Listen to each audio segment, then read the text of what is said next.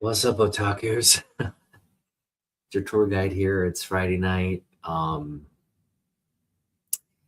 So it's my first week back to work after my accident. And I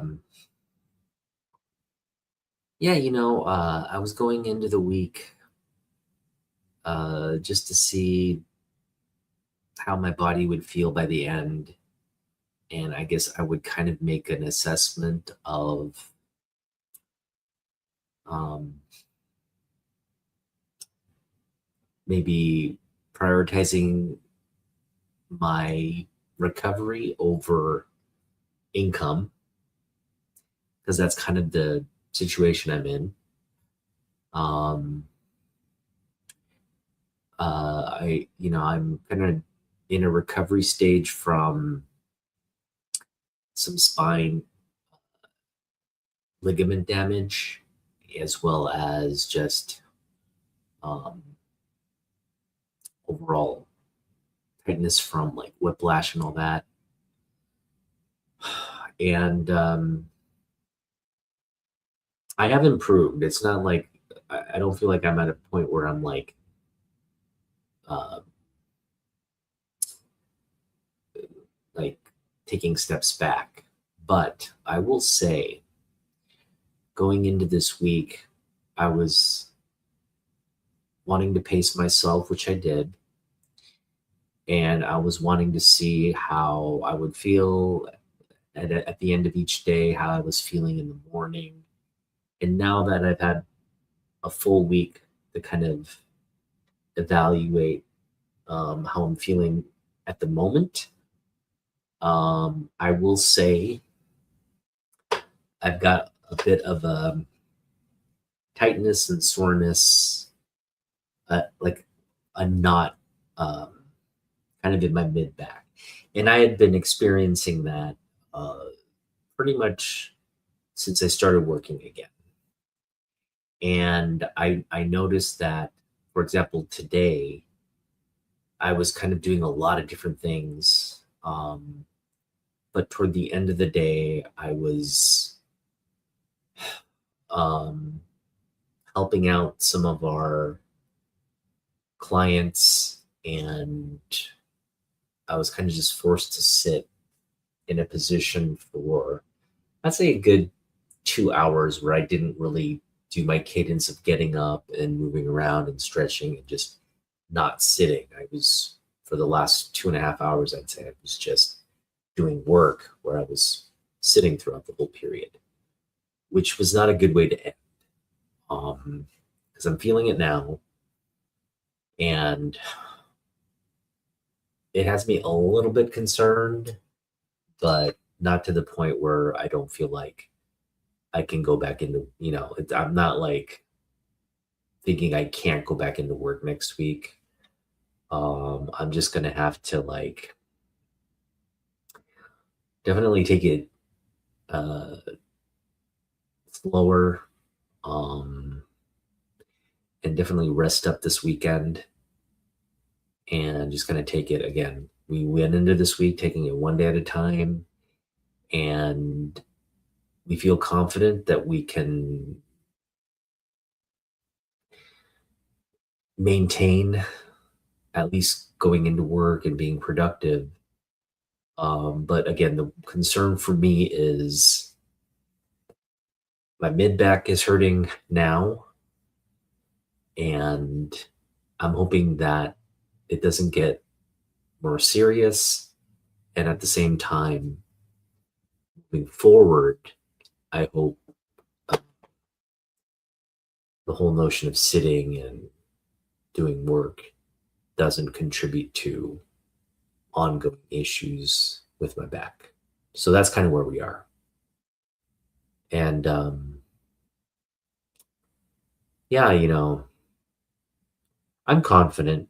Um, I'm not in terrible pain. It's just I'm taking some pain medication, which helps to mitigate it. And right now, um, the throbbing in my lower back is kind of just something I'm just living. I'm thinking I'm just going to have to deal with for the next foreseeable future. So my focus is just on improving some core strength so that I have a little bit more mobility. And hopefully that mobility will improve the tolerance, or I should say the pain that's being generated. And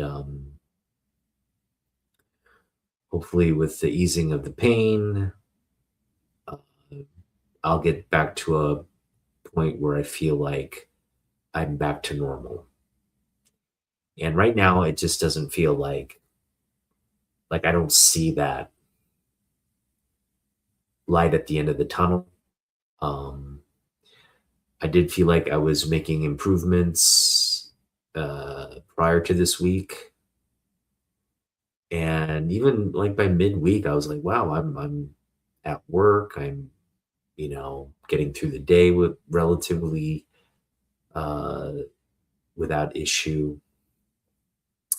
But today was kind of a tough one, and I think just the week kind of compiled itself on me here on Friday. Um, with that being said, um, I'm just gonna take it one day at a time. And next week, we're gonna definitely. I mean, we've been very careful this week. I think we just need to continue to kind of be vigilant and um, not overexert ourselves. And today, I was trying not to overexert myself, but I just ended up having just kind of sort of a packed afternoon with appointments, and it was nothing I could do. I just couldn't like say I need to take a break in front of clients and whatnot. So just kind of motored through it, ended it a little late, and I think what I have to do moving forward is just being transparent with the people I uh, meet on a day-to-day basis and let them know what I'm dealing with, because I didn't let them know that. And hence, I kind of was just like powering through it. Um, so it's a fine line. It's like, how much of it do you disclose? How much of you do you just kind of internally try to manage and work through? But I think in a similar situation where maybe I've been sitting a long time, I might I might have to find some kind of like compromise, whether it's having my manager assist at some point or doing something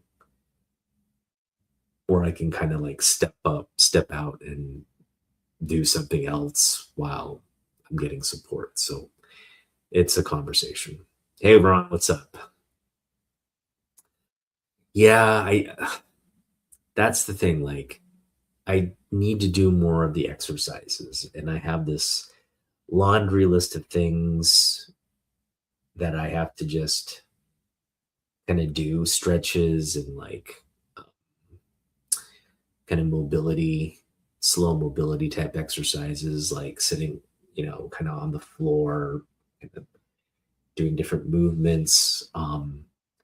And we're right now, my physical therapist and I, we're trying to see the limitations of what I can and can't do. And if there's something that's like, oh, no, no, no, that's like causing pain, I can't do it, then, we're going to do something, build that, do something I can do, build that up, and then kind of branch out from there. So right now, it's very basic, but I'm being encouraged to do it at home and find time. And right now, obviously, I'm not doing that. I'm on here with you guys, and yeah, uh, I definitely need to take some time and do the exercises at home because that is going to help. So we may do that before we go to bed. We'll see. But I'm very happy to be on here because we've got a really, really exciting um, session here. We're going to cover John Byrne, my number three artist, top three artist. And yeah, John Byrne is just, I think, on everybody's short list of artists you would just say is uh, probably one of the, if you were to put a GOAT list together, he'd be on everybody's short list of um, candidates, right?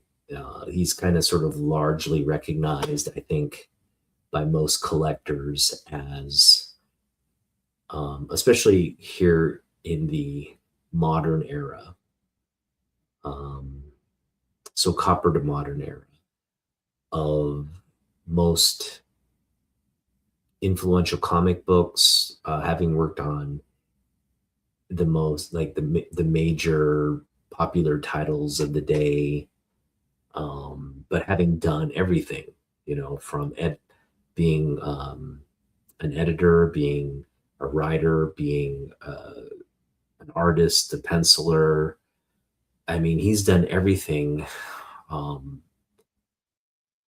he's one of those people that have just put out books without a team. Like he could do it solo if he wanted. And that kind of uh, talent is rare. It's kind of like Shohei Ohtani, right? It's like, how often do you have a guy who can pitch and hit? Well, John Byrne can write with the best of them, and he can draw with the best of them, and he can do both on a comic book and just make it his own, right? And he can do this month to month, not just like a one shot, or like it's one of those rare kind of talents to have everything culminate and be sort of an all-around creative artist. So that is who we're featuring today.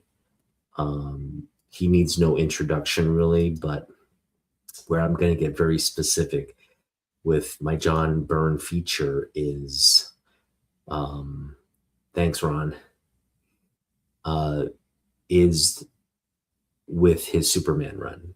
So we're going to get very kind of specific to his Superman run or his work on Superman, and it should be a fun session.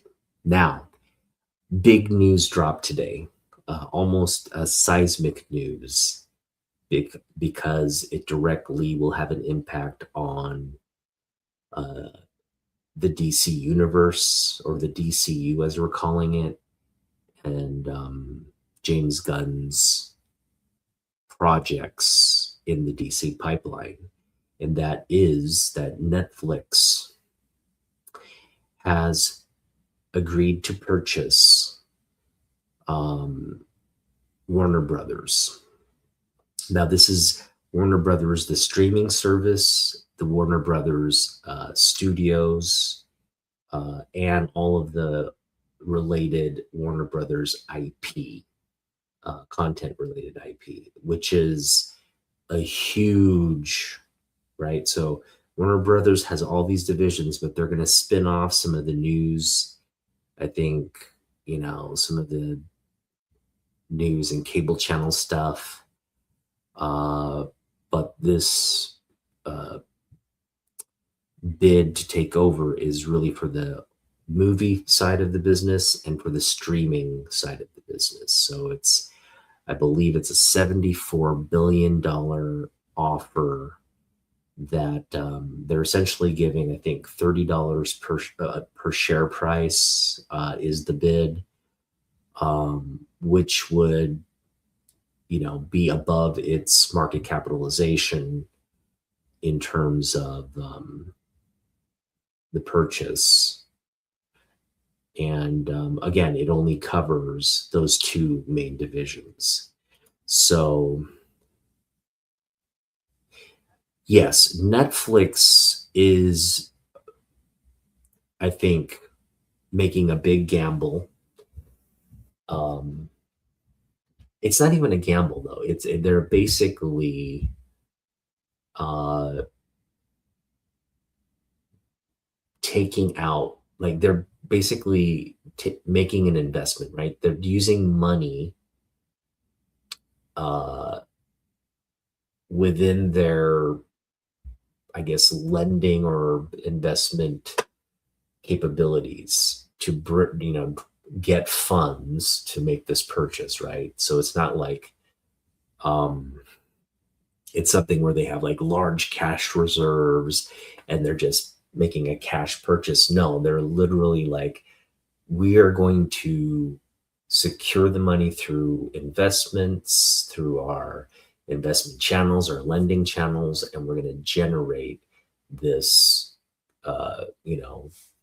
sort of uh, cash offer for.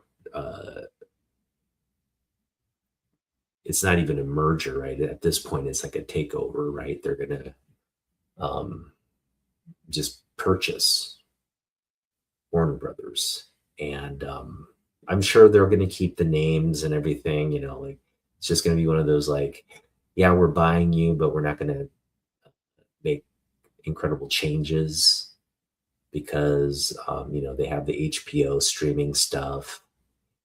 But man, when you combine Netflix and HBO, which for the most part, most people have those in a siloed subscription type mechanism. What you're essentially doing is like, no, now if you get Netflix, you have access to it's basically going to be like making people make the decision, okay, do I keep my Disney subscription or do I go with Netflix HBO, right? So ultimately, I think the subscription price as a whole will increase for either Netflix, whatever that new entity is.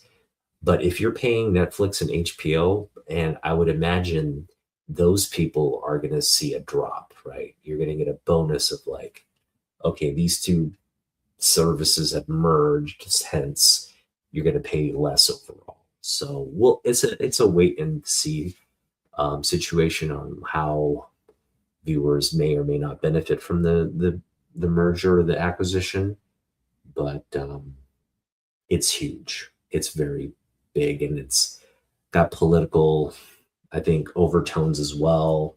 Paramount, which I think has a lot of backing from the Trump administration, they are crying foul and they are trying to block this, saying it's a monopoly. Although, it's ironic. You're going to complain about Netflix, Warner Brothers merging when Paramount was wanting to take over. I mean, that, it's like hypocritical. It's like saying, oh, yeah, if we can't purchase it, then it's a monopoly. But if we can purchase it, as Paramount, if we can purchase it, no, that's fine, right? It's like, it's just a funny argument to make, but this media landscape is very competitive, and there's a lot of money there to be on the table to be made, especially now with the success of Gunn's DCU, the success of Warner Brother box office this summer, and it's just a good time. The future value of what could potentially come from these uh, box office successes moving forward is what I think is driving the value of Warner Brothers, and it's what's making these companies not, first off, not wanting to compete with Warner Brothers, but at the same time, just like, let's own that. And make money off it at the same time. So Warner Brothers is in a very good spot right now. And it's going to be interesting to see how this merger is going to impact the content moving forward. Netflix has said it's not. They're going to keep the same, you know, studio leadership, which means it would not impact anything being developed right now. It would only maybe accelerate things coming to streaming services. So you're just going to go from, have a couple of weeks at the box office where you can watch it in the theaters, and then it's going to be immediately available to people with a subscription. And the only way you're going to be able to watch, let's say, Superman 2, for example, or the Supergirl movie, is if you watch it in theaters or if you get a subscription to Netflix, right? These are the only two channels for that kind of content. It's going to be a very tight window to do it. So they're kind of creating sort of this fear of missing out type environment with the stuff that's coming out at the box office. Right? It's just the most ridiculous argument. But again, I'm sure, yeah, Ellison, first of all, I do not want Paramount with their hands all over the Superman, IP. That would just be a horrible, horrible union, because you're essentially like, Paramount has their IP, but Paramount kind of has a dubious intentions, could have dubious intentions, because if you were to just rub out Warner Brothers content, which has a long history, but like rub out IP like Superman on this and elevate your core, cash cows, then yeah, you're just kind of like eliminating your competition. That's how some mergers work. Some mergers are just about taking your competition out so you can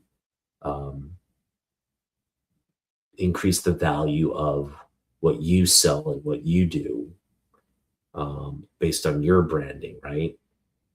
And that's what it felt like with the Paramount union. Whereas the Netflix union, there's really no like conflicts of interest outside of the streaming stuff. So Netflix content competing with the HBO type content, right? Like they don't have access to stuff like Game of Thrones or, what's a popular one on HBO? I guess you could look at Peacemaker, right, as one of those. Actually, Peacemaker was on Netflix, wasn't it? They had access to Peacemaker, I think. Or am I confusing it with something else? But anyway, like it's essentially, yeah, Netflix is an Obama circle. That's so kind of what it feels like. So that, again, big news there. We still don't know the timelines for the approval of this merger, but it's going to have some political, I think, challenges. And just like my back, it's just going to be something you're just going to have to take one day at a time. So, but I'm excited. Again, initially, it's good news for Warner Brothers and James Gunn and DC related stuff, because Netflix has basically come out and said, look, this union is not really going to impact what either of us are doing in the near term. What it is going to improve, though, is, again, the synergy that Netflix having access to Warner Brothers IP and kind of the merging of the two big streaming subscription services. That's really the big change there. But from a current production schedule standpoint, it's like these projects are siloed enough to where like you don't need to integrate everything all at once. It's just under one big umbrella. So it is going to keep a large amount of autonomy on these projects, and you'll just get more like studio input, right? You're just going to have more people at the table giving their 2-3 cents worth. But at the end of the day, it's like still Peter Safran and James Gunn's show, and they have to just be profit wary. As long as they're making money, they're going to maintain as much autonomy, creative autonomy, as the studios will allow. So, yeah, I don't see a big disruption to what we're going to enjoy, but what this will generate is going to generate a lot of interest.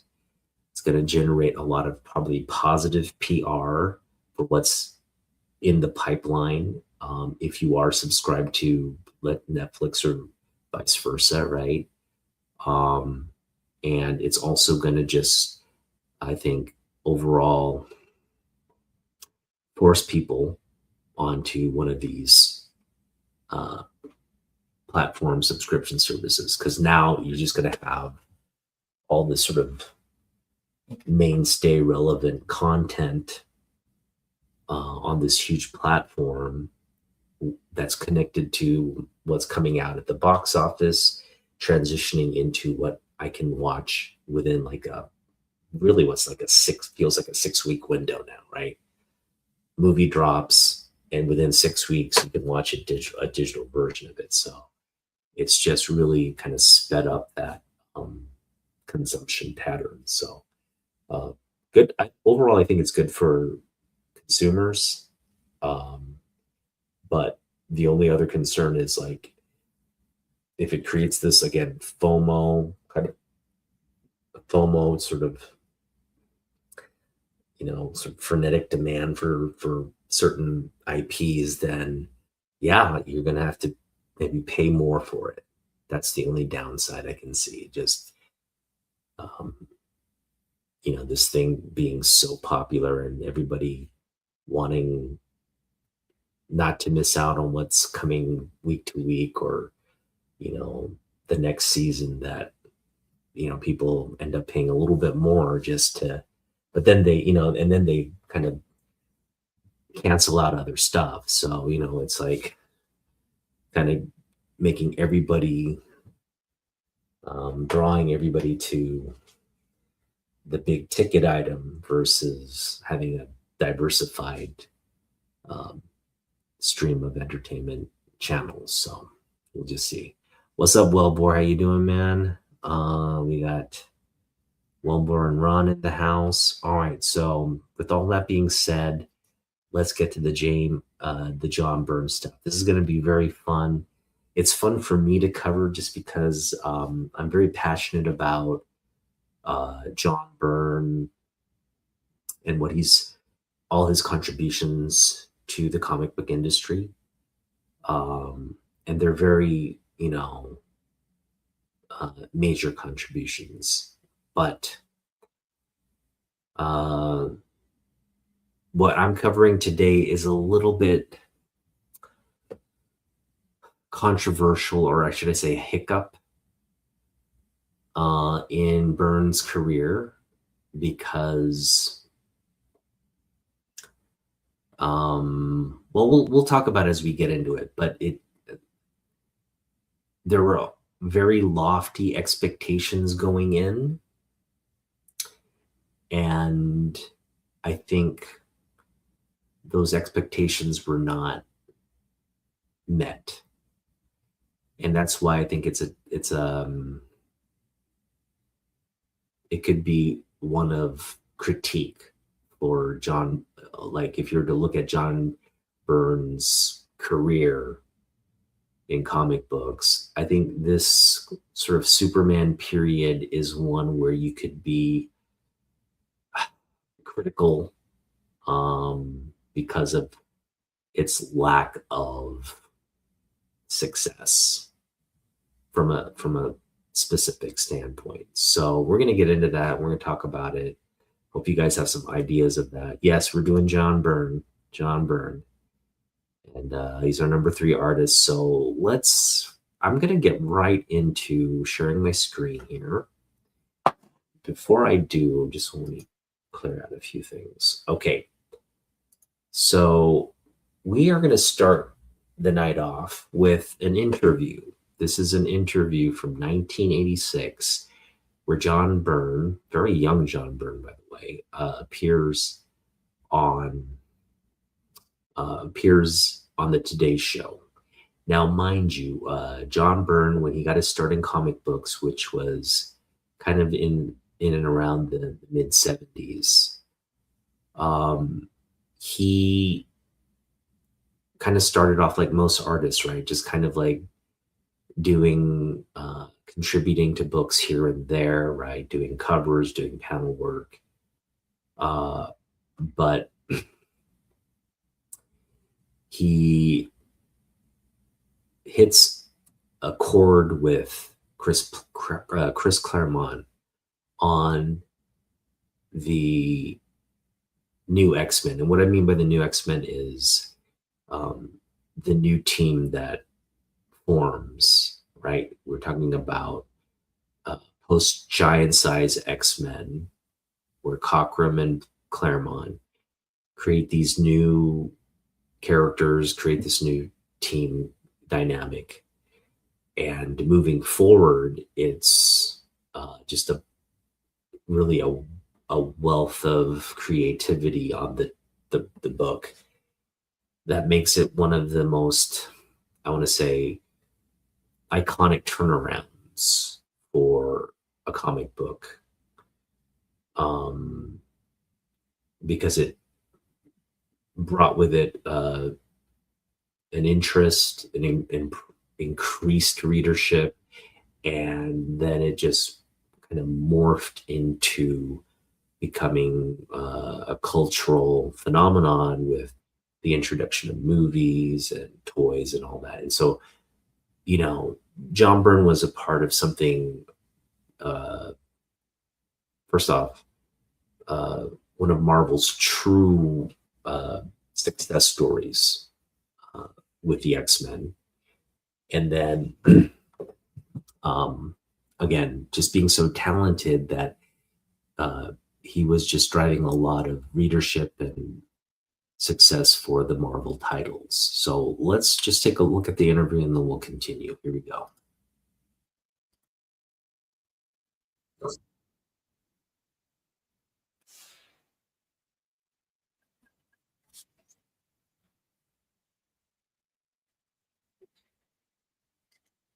Okay, before we go on, can you guys hear this audio? Let me know. I'm thinking you may not be able to hear the audio. Are you able to hear the audio? No sound, right? Jeez. Okay. How do we have to do this here? Do I gotta go to settings?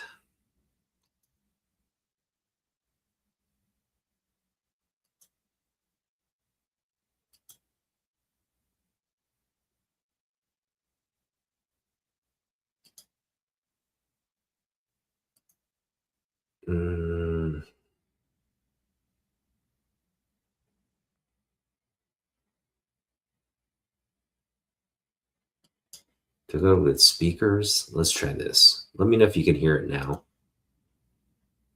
If we can't hear it, I need to.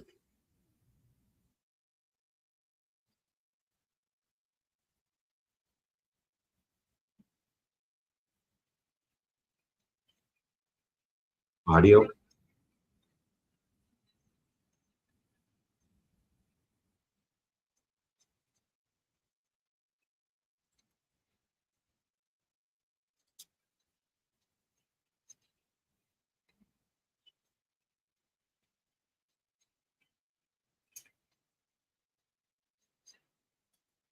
Okay, I think I know what I gotta do. Here we go. I'm just gonna turn on the closed captions. This way at least you can read. You won't hear the audio, but at least you can understand what's being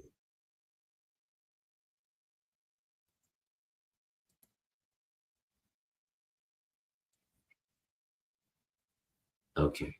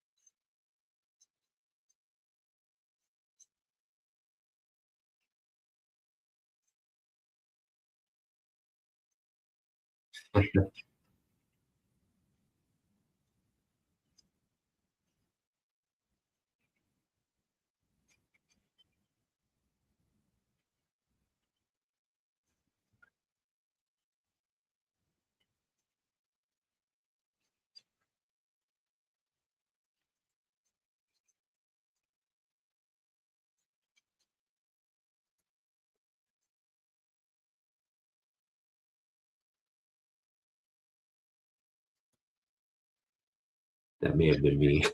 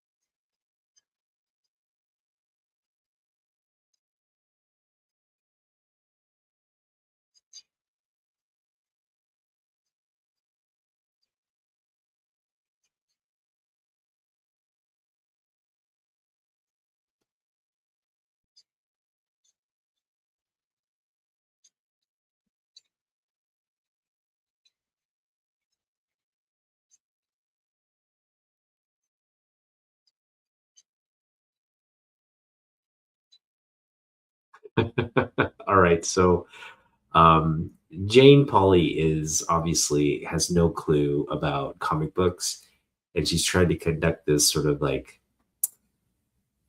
interesting interview around Superman, but asking all the wrong questions. And it's a pretty horrible interview. As I don't know if you could get the sense of what was going on through the closed captioning, but Byrne was obviously just kind of like doing the best he can to answer questions with someone who didn't understand the character or the history, right? Just had a very surface level knowledge of Superman, which came probably from the movies, right? Which is fine. But hope you enjoyed that. Yeah, Jane is the same age group as Byrne. And Jane Pauley's great, you know. That just brings back so many memories of the Today's Show, Brian Gumbel, Jane Pauley. Uh, oh, what's the weather guy? Wilbur, what's his name? George Wilbur or something. The guy who just talked to the senior citizens. You guys know what I'm talking about, right? This was like old school Today's Show. But anyway, that was a little slice of history there. And so if you didn't catch the audio or the closed captioning, essentially, yes, what Byrne was talking about there was DC sales of Superman were declining. And it was a direct result of Byrne himself. Byrne's the one that created this new, very exciting content that people were interested in, the X-Men, right? A team of like mutant superheroes.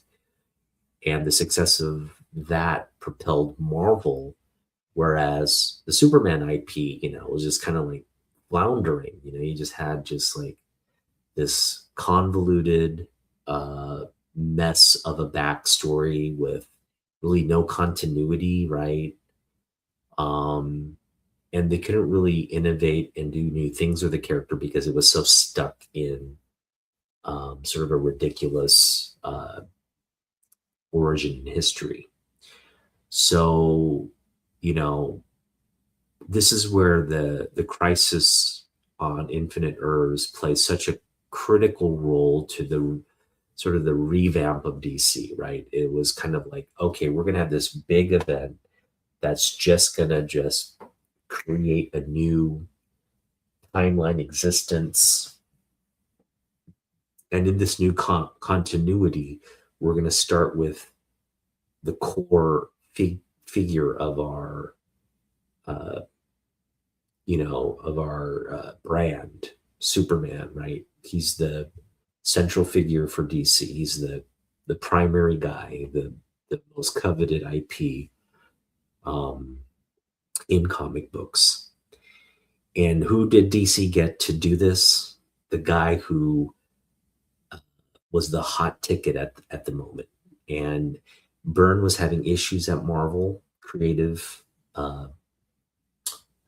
just creative conflicts, sort of, I think it was more toward Marvel being so reliant on him. And there was this sort of power struggle with him and Jim Shooter at the time, right? That was well publicized, right? They just had they were just two different people. And they both saw things very differently. Things came to a head, and I think Byrne was just like, I'm ready to jump ship. I don't want to do stuff at Marvel anymore. And of course, DC's always sniping artists from Marvel and Marvel from DC, vice versa. So obviously, if Byrne wanted to leave, he'd get the red carpet from DC.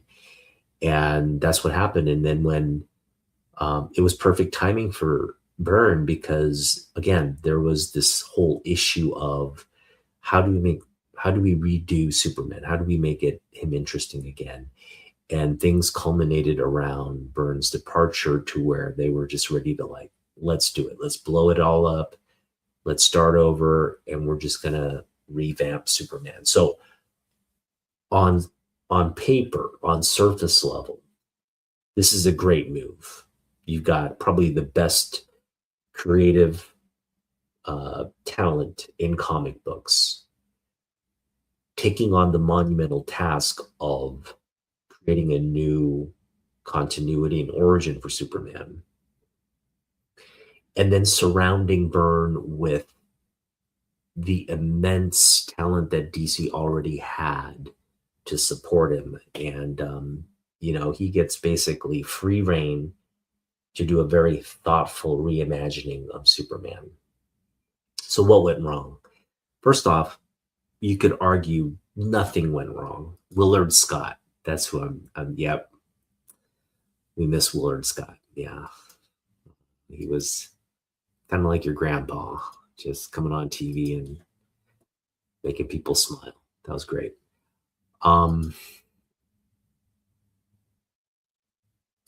Yeah, Scott was wonderful. And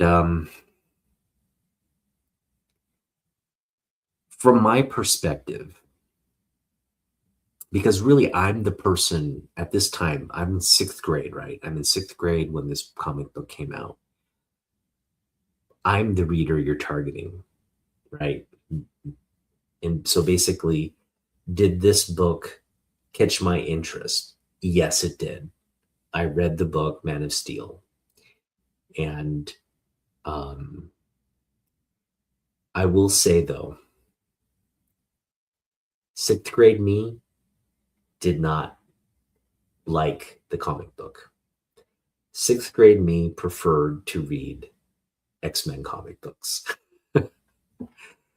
So Byrne was actually just sort of he was really going up against something he had already built, right? It's kind of like, hey, I built this thing that became so big, so popular, and now I'm with this other company. I've got to kind of, mimic or copy that success.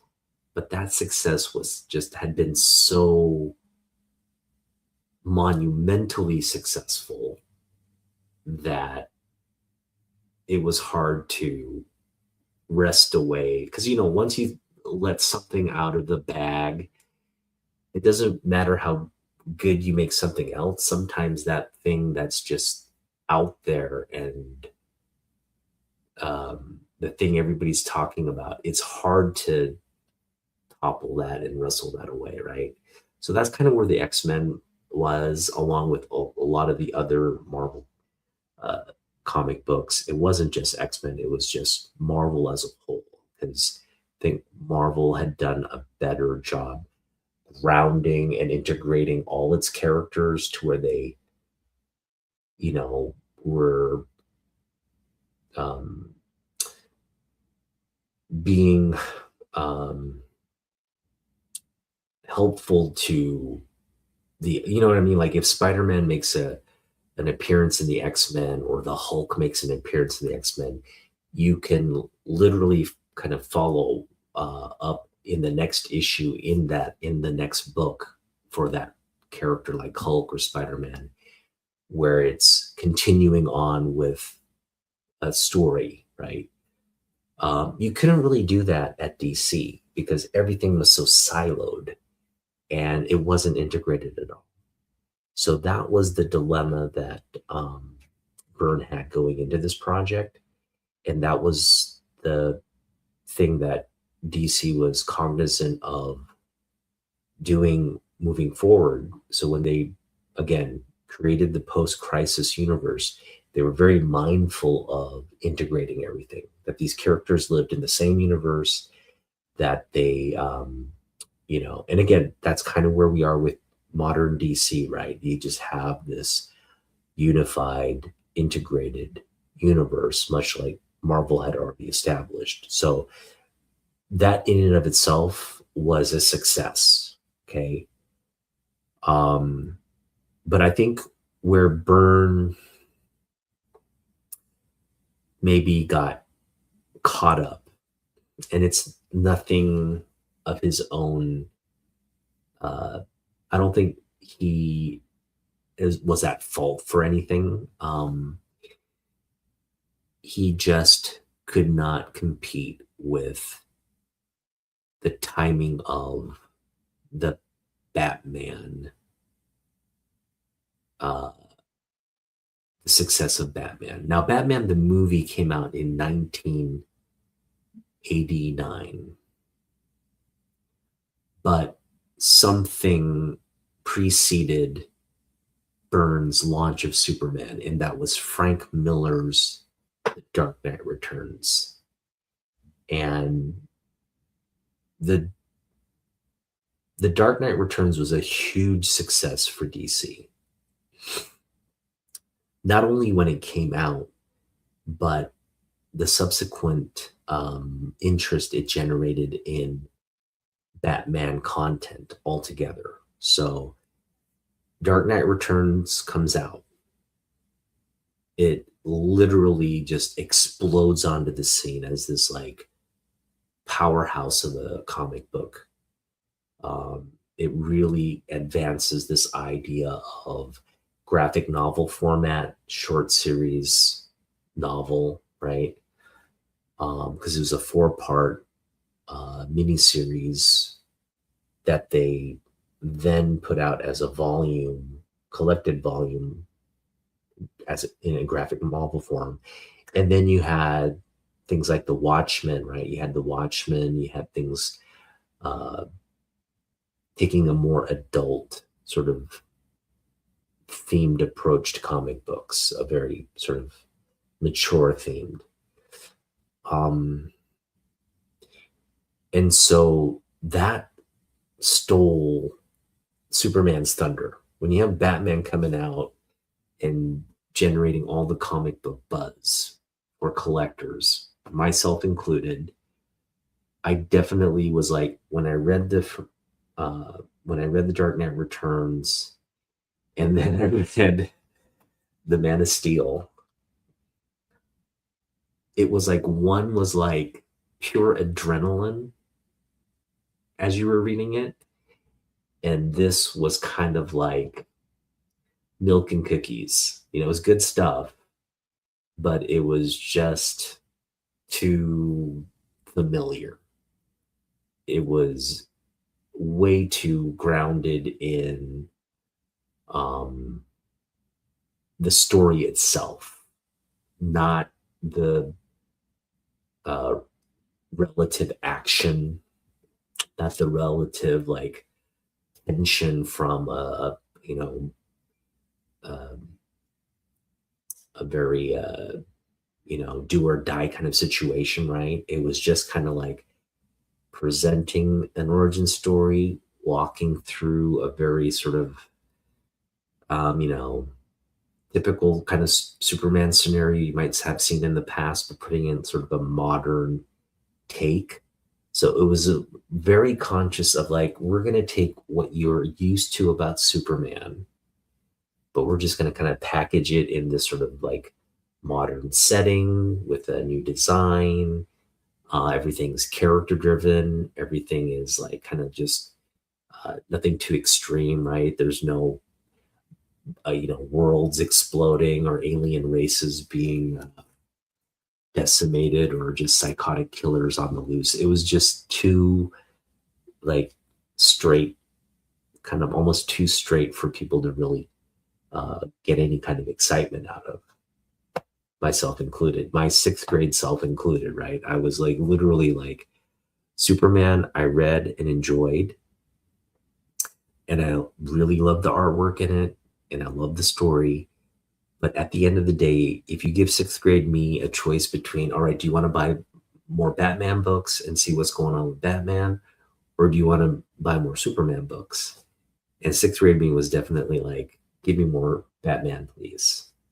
And I don't even like Batman, but that's how um, I think in terms of the two approaches to the characters, I think Batman was a more compelling and exciting read because of all the trauma, because of all the the psychotic nature of the villains he was battling week to week. and just the more, I think, violent and kind of destructive nature of Gotham versus uh, sort of the more global political kind of real world issues of Gotham. So it was all of these little factors, I think, played into just the Man of Steel and Superman Volume 2 just not getting generating the interest and um, sort of positive engagement from comic book readers. Okay. Yeah, Jonathan Kent was still alive. I love the Man of Steel. So um, again, sixth grade me did not, I mean, not that I hated the Man of Steel, but sixth grade me did not truly appreciate the genius of what John Byrne was doing in comic books. Okay, sixth grade me. Adult me is a completely different story. So now when I go back and read The Dark Knight Returns as an adult, and don't get me wrong, it's still a great comic book. It's still, but it's cliche. It is so cliche. And what I mean by cliche is if you've read Frank Miller long enough, you realize that whole sort of like noir narrative, like the guy, hey, it's like, um, you know, it's dark and a cold night. I can hear the footsteps, and it feels like, 1,000 razor blades, like you know, cutting into my skin. It's just like the way he's describing things, and you know, creating these analogies for like how, like his mental approach to like whatever fighting or observing or whatever. Like, this guy, Frank, I could smell the tobacco and alcohol on him. He reeks of like mustard or, just, it's just so cliche type writing. Um, that it's, if you, again, if you read into Frank Miller, it becomes kind of like rote. But again, in 1986, when Frank Miller did this for the first time, it was this like, wow, it was just, but he never could graduate from that. And again, the tone he uses in Dark Knight Returns is the same tone he used in Daredevil, is the same tone he used in, Sin City. It's the same tone he used in 300. It's just Frank Miller, and it's so tiresome now because it's the same thing for all the it's like just the same kind of like narrative voice, just in all these little different settings with different characters, but it's the same storytelling rhythm and pace, and it's stupid. It borders on just like ridiculous. um yeah, again, I think he's good. Frank Miller's good, but it's just like if you read enough of it, it's just like at some point you just tire of Frank Miller. And I'm just saying, like, he could have done at least taken different approaches, maybe shown it, like maybe took it a more like lighter, right, comedic kind of like, just here's me as writing in a different style, a different. No, it's like he is just he's always stayed the same, and he's put out a lot of crappy comic books in recent years, just because he just refuses to adapt, right? And so his stories are just one dimensional at the end of the day. It's great for Dark Knight Returns, but when you do that for, the Dark Knight Returns 2 and the Dark Knight Returns 3, and you just like use sort of CNN sort of backdrops, like news reporting. Like, come on, man! Like, how often do you have to use that trope to create, like the newsy, it's just I don't like it anymore. So when I read Frank Miller now, it's just kind of like, all right, Frank, I've seen this, I've read this, I just don't need any more of it. Um, Whereas what John Byrne did on Superman, brilliant stuff, absolutely brilliant stuff. And I don't, we talk about the movie and how a lot of people love the movie. Right? A lot of people love the take on Superman. Um, and it didn't focus on his origin story here in the movie, but that's because we already know Superman's origin story. It's built into our DNA at this point. So just these subtle, the subtle reference of Lois looking around the room and seeing the football trophies and seeing that he's just this normal kid from Smallville, but he's holding this like secret, right? That just gives you so much context in how complex his upbringing, the fact that he had to kind of like, you know, almost hide who his true self is, and what kind of trust issues that would create with just being able to open up to people and connect with people, right? If you're always having to put up a facade um, to everybody except your parents and just a couple trusted people in your life, how guarded you would be. Those subtle nuances, right, are all the kinds of things that are presented in the complexity of this character. And it only takes a true comic book aficionado like John Byrne. John Byrne is as expert as they come because he read these comic books growing up. He understood the character. He loved the character. It's what prompted him to get into comic books. And that's pretty much a lot of these artists I'm covering on my top 10 list. They're all like that. It's not just relative to John Byrne. It's Alex Ross. It's Jim Lee. It's Neil Adams. These are guys who grew up reading and loving Superman.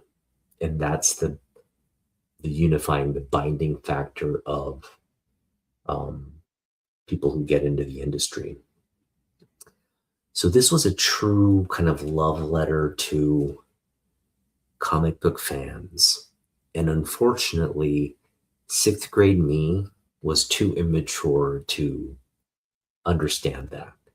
And sixth grade me could not fathom the life lessons in this book, could not fathom the authenticity of a character like this, right?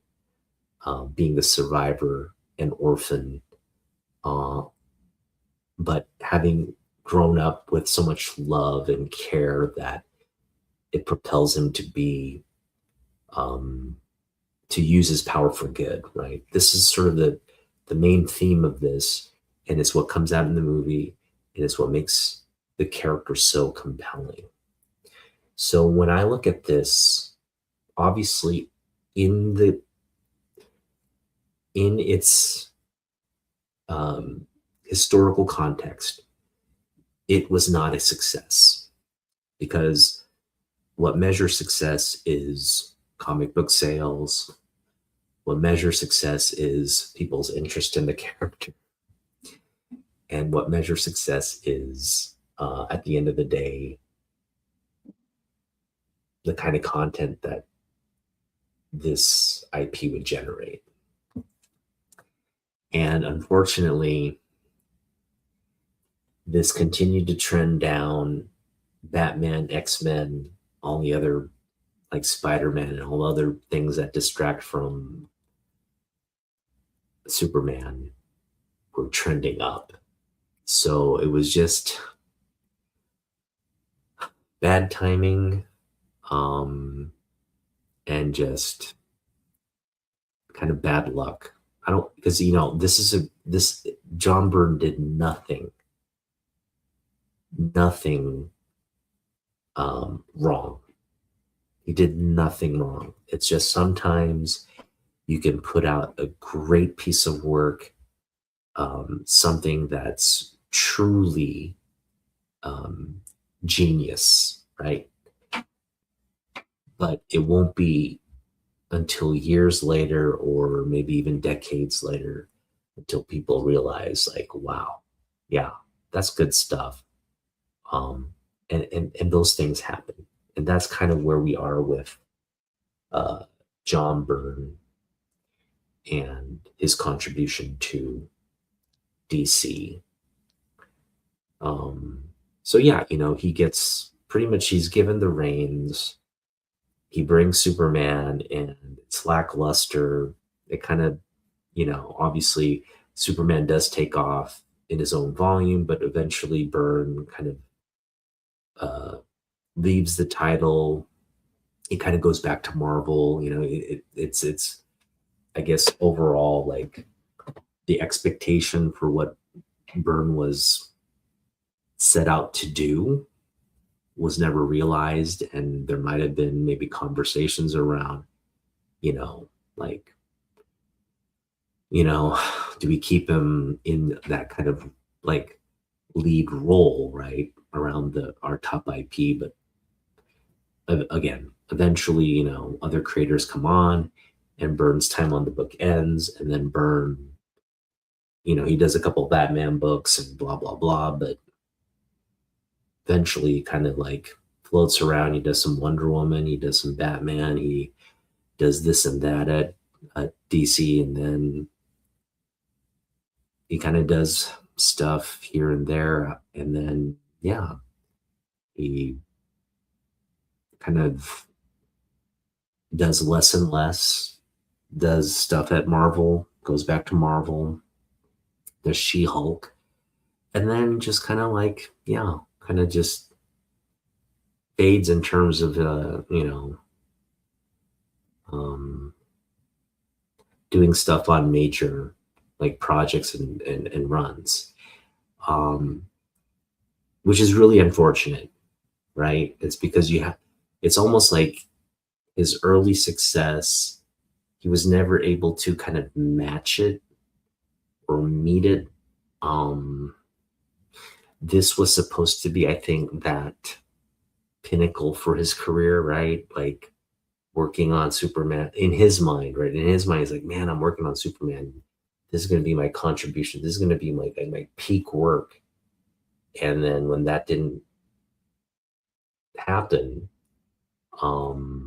it just, I'm sure, just created a lot of doubt, and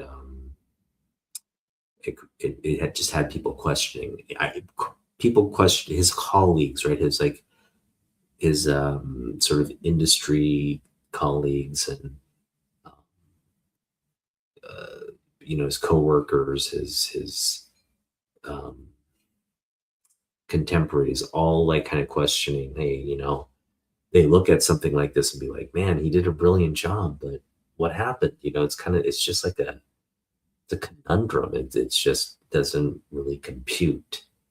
Um, and again, nothing he did. I think it was just a series of factors. The comic book readers, they're not the most, educated bunch.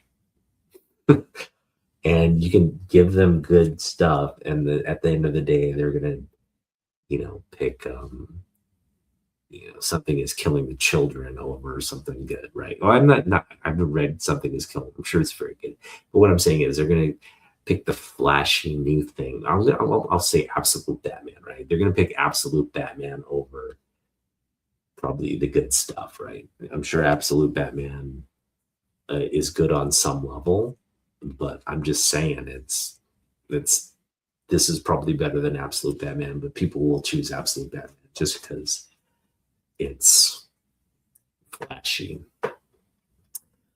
So let's get into the books. All right, we're gonna get into books now. It's a long sort of tirade, but we're gonna get into it.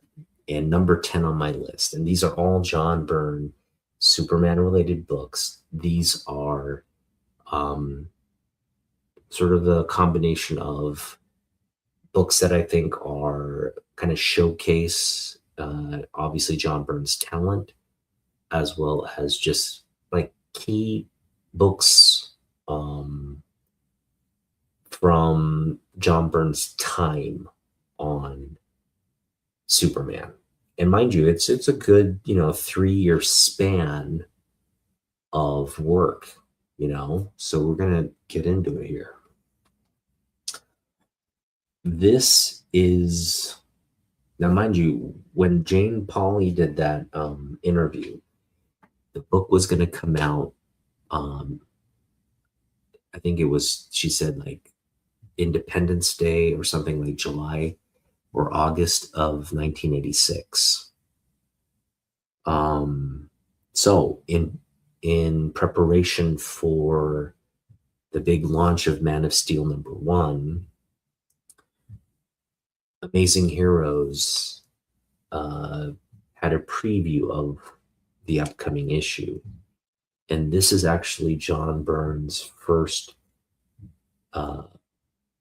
published work, because it's previewing what's coming on Superman. So this is his first Superman cover or artwork on Superman, and it's a book you got. I mean, if you love John Byrne, if you love Superman, and you collect stuff like this, then this is a must-have from that perspective. People talk about Superman Volume 2 more than Spider. Oh, do they? Okay, that's good to know. I do. I know I do.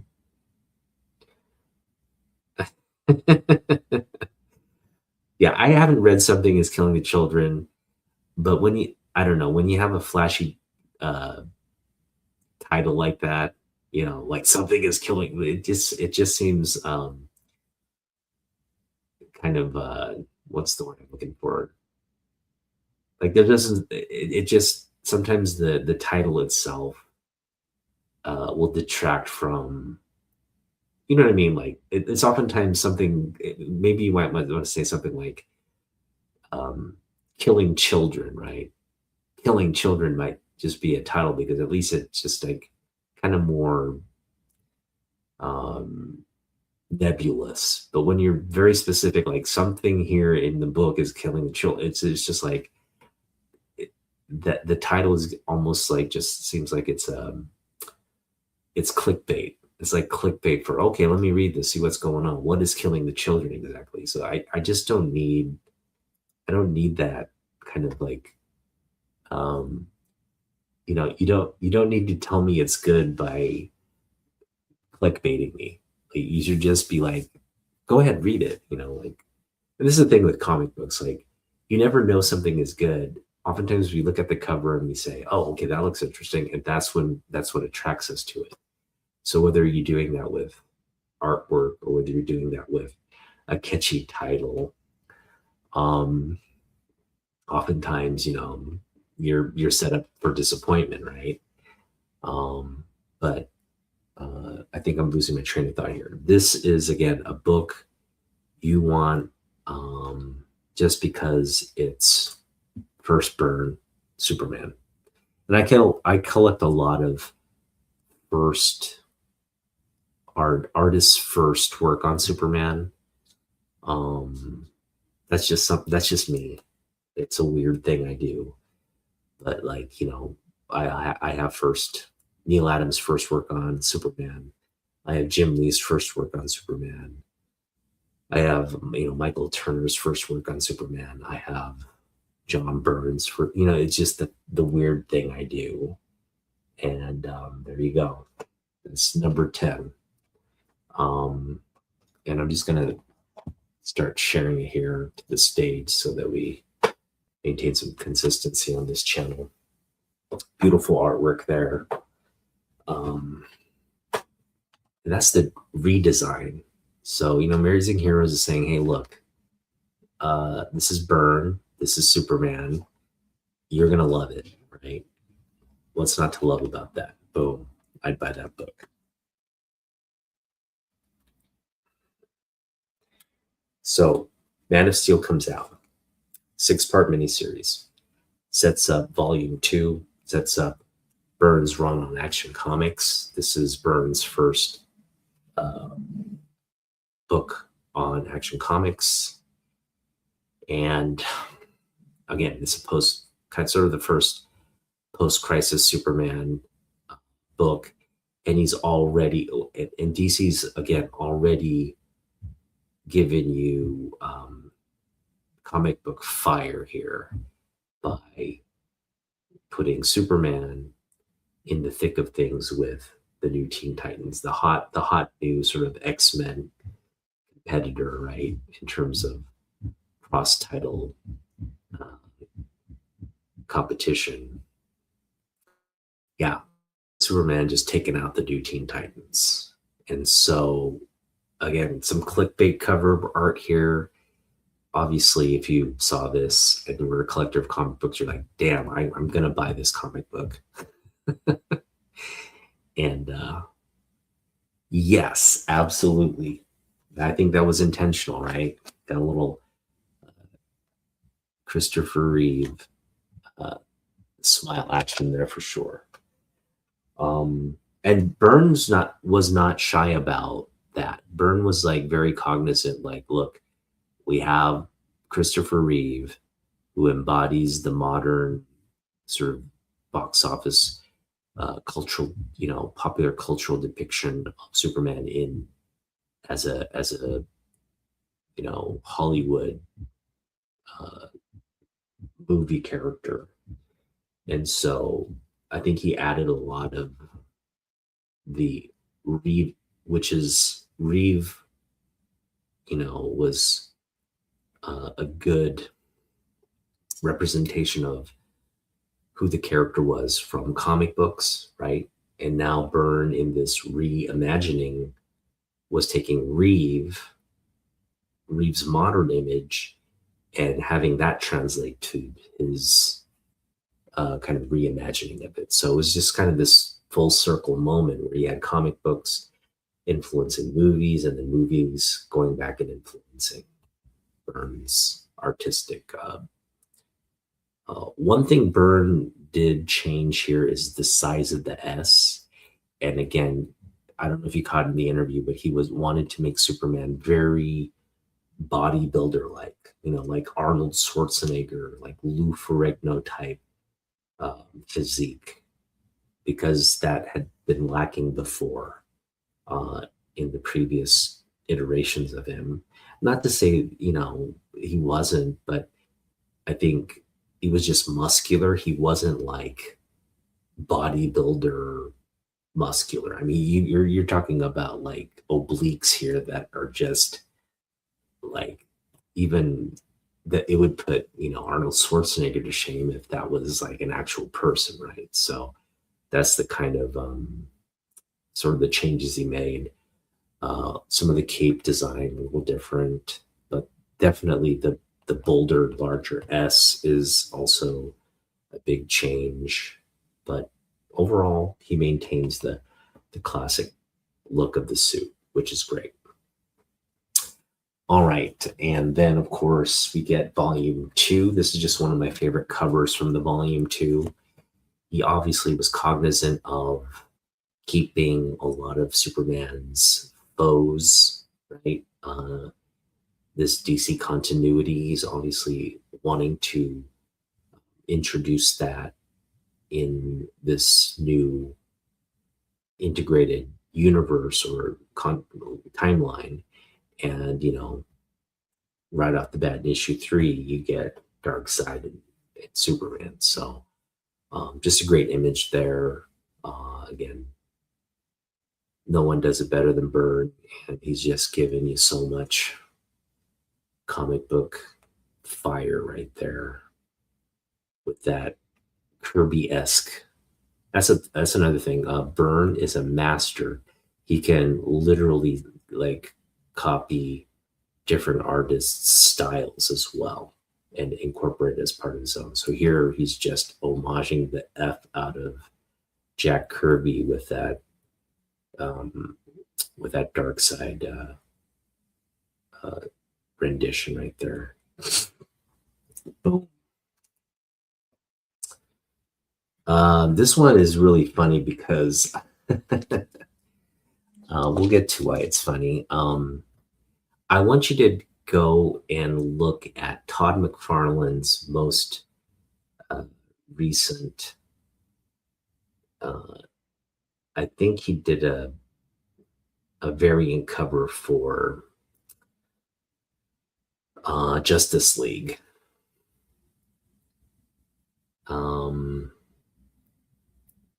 He did a Superman book. I think it was either Superman Batman or something like that. I want to say it was Justice League though. I think he did a variant cover for Justice League. It's a McFarlane cover. It's actually a really nice cover, but go and really look at that Superman, okay? Because I honestly think Byrne just off not only this cover, but he also ripped off another flight pose from George Perez. So George Perez, John Byrne, they kind of do Superman in different flight poses. And if you go and look at Todd's work on the most recent Superman cover, it's literally like a copy. He just copied the exact same pose, kind of added his little the cape flare thing that he does, but in terms of the anatomy and the pose and it's an exact copy of this and like one of George Perez's covers. So it's just funny that you got Todd McFarlane just copying, literally just cover copying and putting his name on it. But yeah, this is another thing that a mini series that Byrne puts out. This is one where he is the artist, and the story is by Len Wein and Ostrander. So,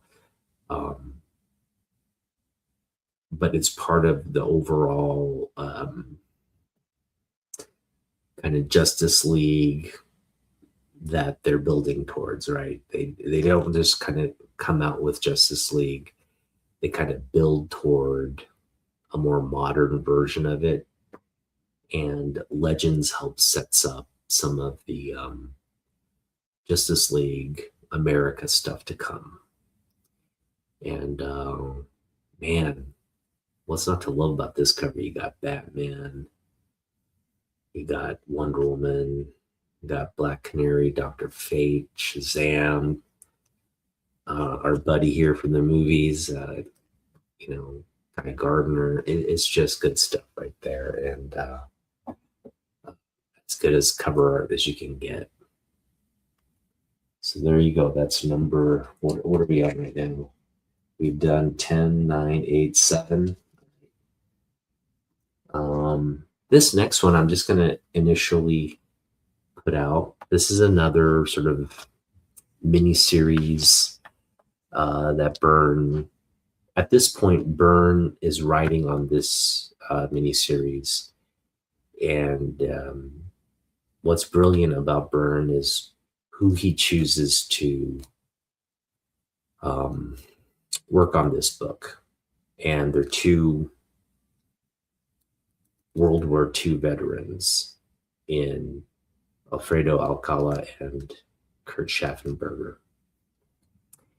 And so why did he put two World War II veterans, one a person of color, one Filipino American, and one German American? Why did he put these two together to work on this world of Smallville? And I'm just going to kind of, for a minute, go big again. And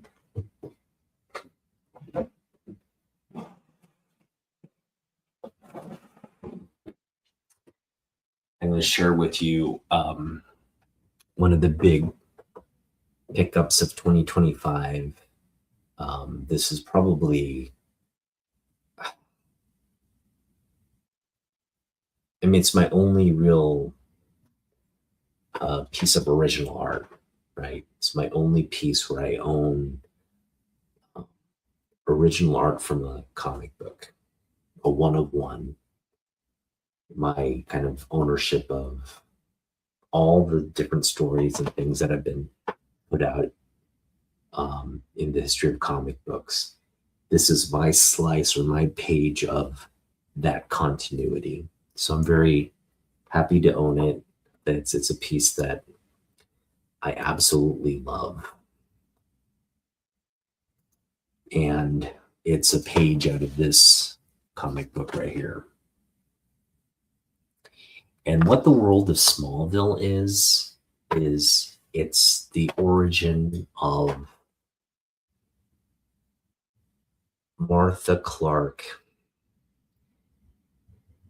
and Jonathan Kent. Okay.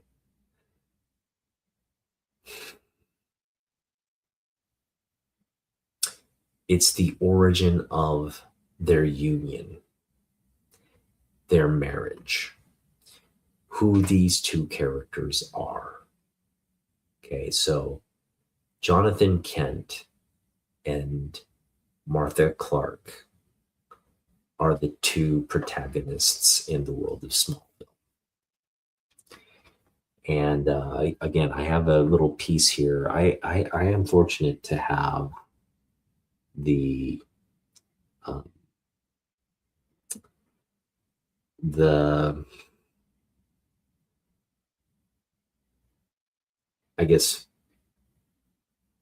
it's the first moment where they reconnect and rekindle, their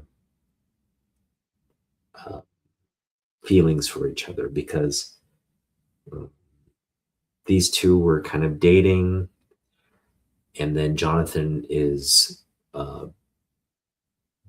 he's shipped off to fight in the war, and then because of the war, they have to um, end the relationship, right? And the whatever, not that they were dating, sorry, they weren't dating, but they were like classmates. They had interest in each other. They were kind of friends and whatnot, but it was a situation where he went off to war. He never really expressed his true feelings for Martha. And Martha had feelings for him too, and she never really expressed it. So it was it was like unrequited love, but they were separated by war. And then he spent many years in a POW camp. And he was tortured and all this, but he comes back a war hero. The whole town knows him because of the deeds and the medals and all the heroism he exhibited in the war. But he comes back traumatized, right? So he's this war veteran. He's a a hero. He's a POW, and it sets up just the great context for a character like Superman. If you were to look at all the little things that form the mentality of a hero, right? Like, uh, what would be the determining factor to get someone into the hero mindset? Well, if you're raised by a man like Jonathan Kent, who has seen the world, he's seen the broader context of the world through the lens of war. He fought for his country, and he comes from, obviously small town roots, but he goes out, um, makes the ultimate sacrifice for his country and returns. Um, and rather than being broken and doing all these things, what happens is he's able to reconnect with his, sort of sweetheart, um, high school sweetheart. And again, the story itself is very, it's kind of nuanced because they do create some dramatic tension there. But ultimately, yeah, they enter a situation where Martha and Jonathan are able to get married. They're able to kind of rebuild their lives. And they help each other doing it. Now, so, they don't paint this picture of like picture perfect Jonathan, Kent, and picture perfect Martha Clark. They're this picture perfect couple made in heaven, and they have all the virtues, and like they're these like perfect, morally perfect, virtuous people. No, that's not what they're creating. They're creating these very real small town characters uh, who have like a good set of core values and are doing the best with what they have, and dealing with real world problems and all that, and just building the foundation for love, true commitment, true, adoration for your partner and the sacrifices you would make for that partner. They're building that foundation, and then boom, here comes Superman on a rocket ship, little baby Kal-El into their lives. They adopt him, and the rest is history, right? So it's this is probably a comic book that most people would be just most comic again, sixth grade me would have been like, World of Smallville, what the F are you talking about? But adult me absolutely loves it. And there's a reason why Byrne got, again, Alcala and Schaffenberger as the artist to tell this war veteran coming home story, because those two men lived this history. Alcala was on the front lines in the Philippines on the Pacific front. Schaffenberger was on the front lines in Germany on the European front. So these are two guys who lived the World War II firsthand as combat veterans. They served their country. They both served as part of the U.S. military, not foreign forces. I should take that back. They were U.S. Foreign forces. They were part of the U.S. military, but probably part of like foreign units. But the main point is they knew how to bring this story to life through their artwork. And you're talking about two legendary artists coming together with John Byrne at the helm of this beautifully knitted story. And it's creating all the nuance that would go toward building Superman's heroic nature, right? That heroic nature's really the superpower that Superman has.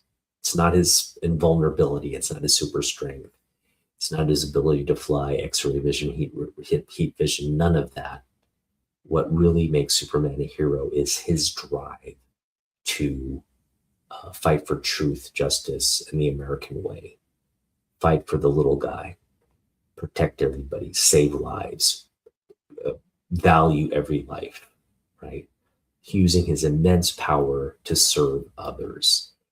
That is what makes Superman truly heroic, and it's what sets him apart from every other, superhero character. Now, what does it take to build that kind of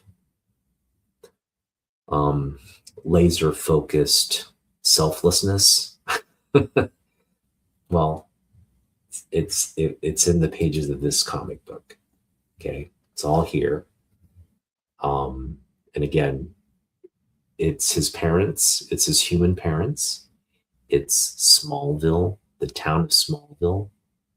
Um, it's relationships like Pete Ross, it's relationships like Lana Lang that make him understand the people he loves, the people in his community, um, are the things worth saving, the things that are valuable to him, worth using his power to protect and save. And those kinds of values, the middle America kind of values, are kind of where I think you get the sort of the boring moniker, like, oh, he's just too good. He's too, yeah, you could make that argument. But you also, when you say something like that, just makes you look stupid. So you can say he's boring and say all that you want. But at the end of the day, I think a character like this is much, much more interesting than some scarred like kid who watched his parents get shot and now he's just like, you know, he's just sort of hell bent on revenge and you know, you know, avenging the forces that drove people to commit crimes that killed his parents. Right? He's just it's a very different dynamic. But then when you bring Batman and Superman again, another brilliant thing John Byrne does is he maintains that world's finest. Like these two are going to be friends. They're going to be partners. They're going to help each other out. They're the yin and yang of the DCU.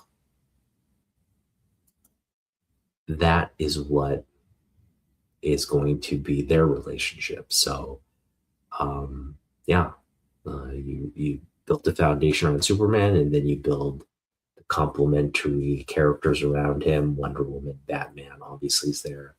You got members of the Justice League. You got the new Teen Titans, and now you're running and rolling, and you got the whole DCU relevant again, and competing with Marvel. So again, John Byrne planted all the little seeds there. It's just sixth grade us. We were too immature to know what was truly right in front of us the entire time. Right, the genius and the vision that Byrne had in building this world for us, the comic book fans. He did all of this for us, and we owe him a huge apology if we ever thought Superman was boring, or Batman was the thing I would prefer to read. If you ever thought that, again, adult you should be apologizing for ever thinking that. All right, I'm just going to put this back up real quick, and we'll continue on.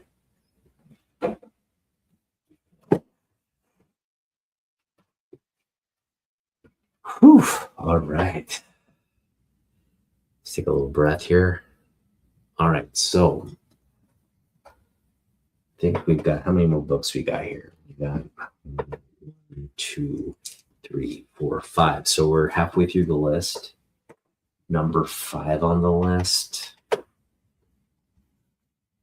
This is a motif you see throughout comic books because of the continuity thing. Like you'll have anytime Superman goes back in time, or anytime he's in some kind of like alternate universe where he's either meeting his adult self or vice versa, his younger self, you always have some kind of conflict. And this Superboy fighting Superman motif is just floated around for comic books forever. And so, yeah, Byrne kind of does an homage to that. And there you go. You got crypto, you got all kinds of goodness here. Byrne is just baking into, again, he's cooking right here. He's cooking. He's on Action. He's on Superman. He's just cooking for DC. And man, that is that right there is a Michelin star dish right there. Comic book goodness right there. So there you go. We can't ignore this issue. This is the 80-page giant Action Comic 600. What makes this significant is John Byrne on pencils, George Perez on inks. Need I say more? The interior of this comic book features Mike Mignola. It features Kurt Schaffenberger. It features a slew of artists here.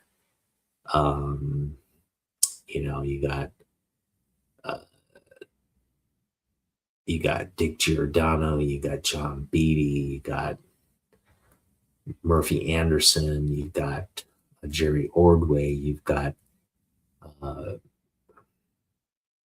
Kevin McGuire, you've got Kurt Schaffenberger, Louis Simonson or Walt Simonson, Kurt Swan, Mike Zeck. I mean, you name it, you got it in the pages of this book. But like I said before, Byrne pencils, Perez inks, need I say more on this cover and in the interior. It's an absolute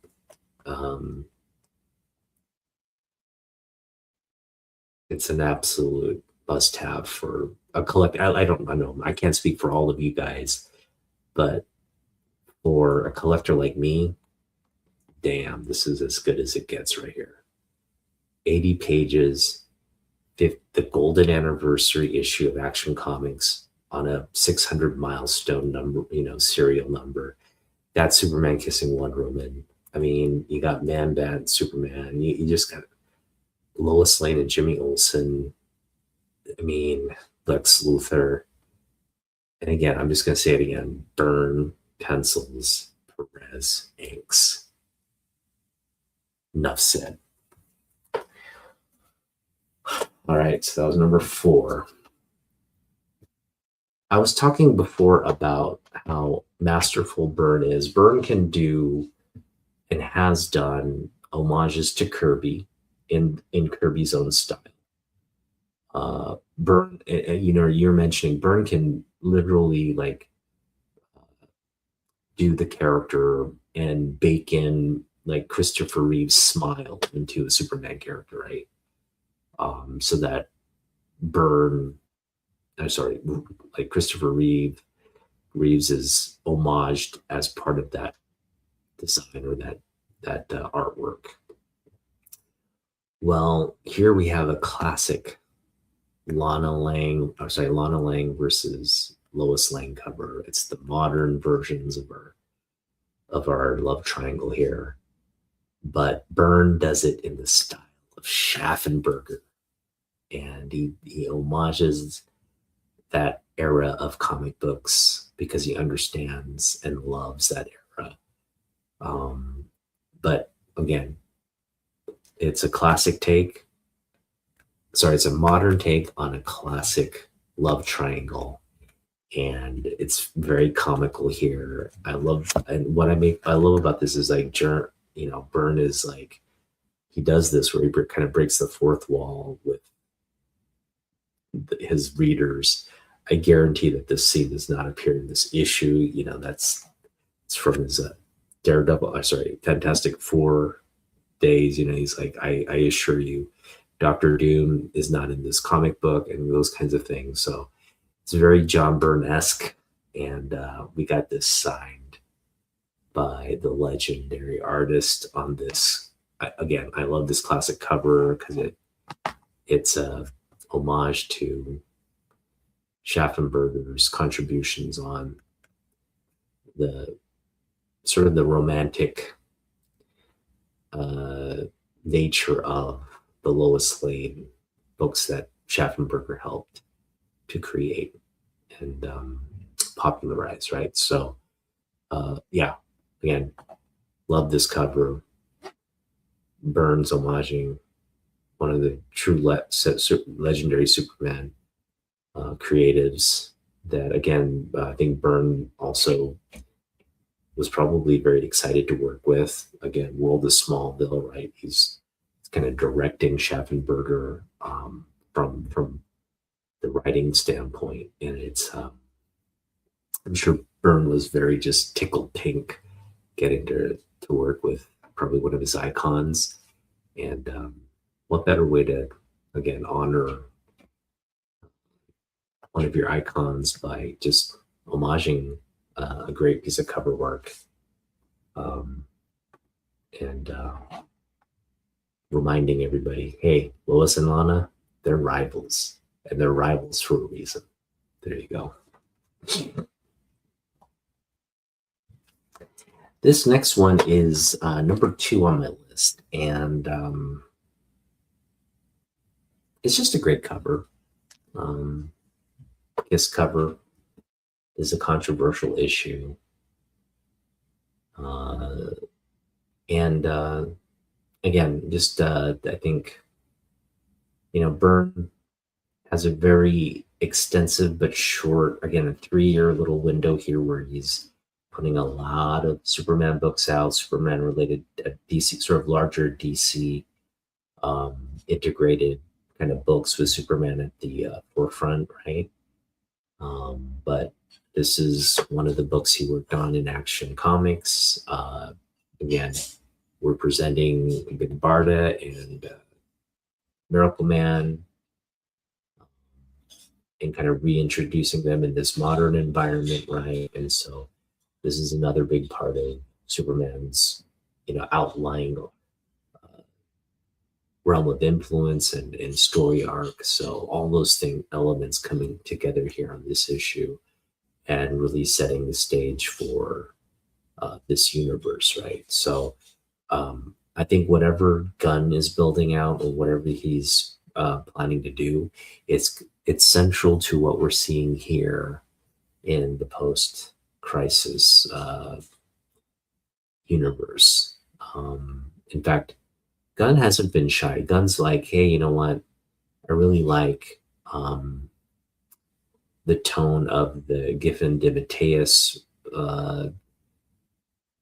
writing an arc in DC. So we're talking about the culmination of the Justice League during this period, and Superman and Batman and Wonder Woman's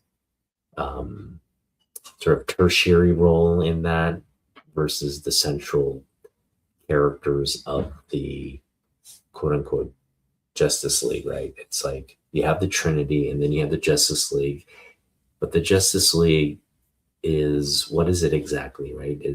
Like, how does it come together? How do you bring all these heroes to kind of work with one another, and how does that dynamic play out when you have just sort of this hodgepodge of people with different personalities, people with different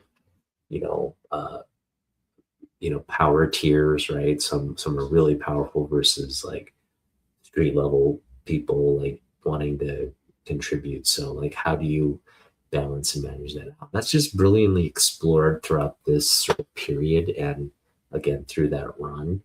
So that's just again, this book is kind of representative of all the stuff that's going on there, and again, beautiful kiss cover there. So there's number 2. All right, and this is number 1 in my collection. And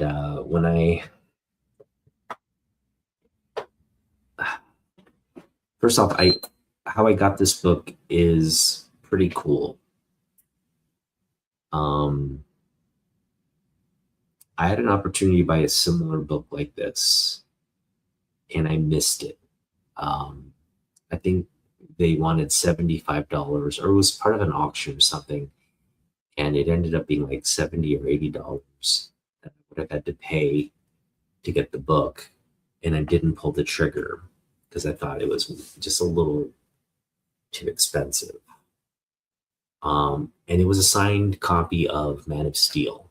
So this is not the copy that I'm referring to. It was a listing on eBay. It was beautifully signed book, just like a beautifully big, bold John Byrne signature right here on the S.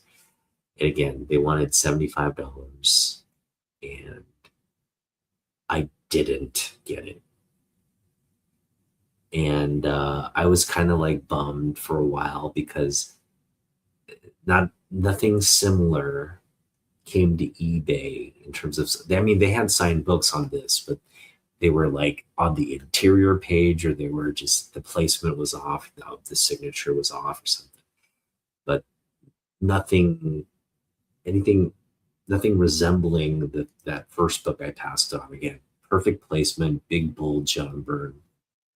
But I was very intent on getting this particular book signed by John Byrne. So I set one of those notification type dealies where if a book was posted with this specific parameter, Man of Steel #1 signed by John Byrne, I would get a notification and I would see if it's something I would pick up. Luckily for me, this book, I want to say, it was maybe 6 or 7 months, maybe almost a year from that missed opportunity until this book showed up.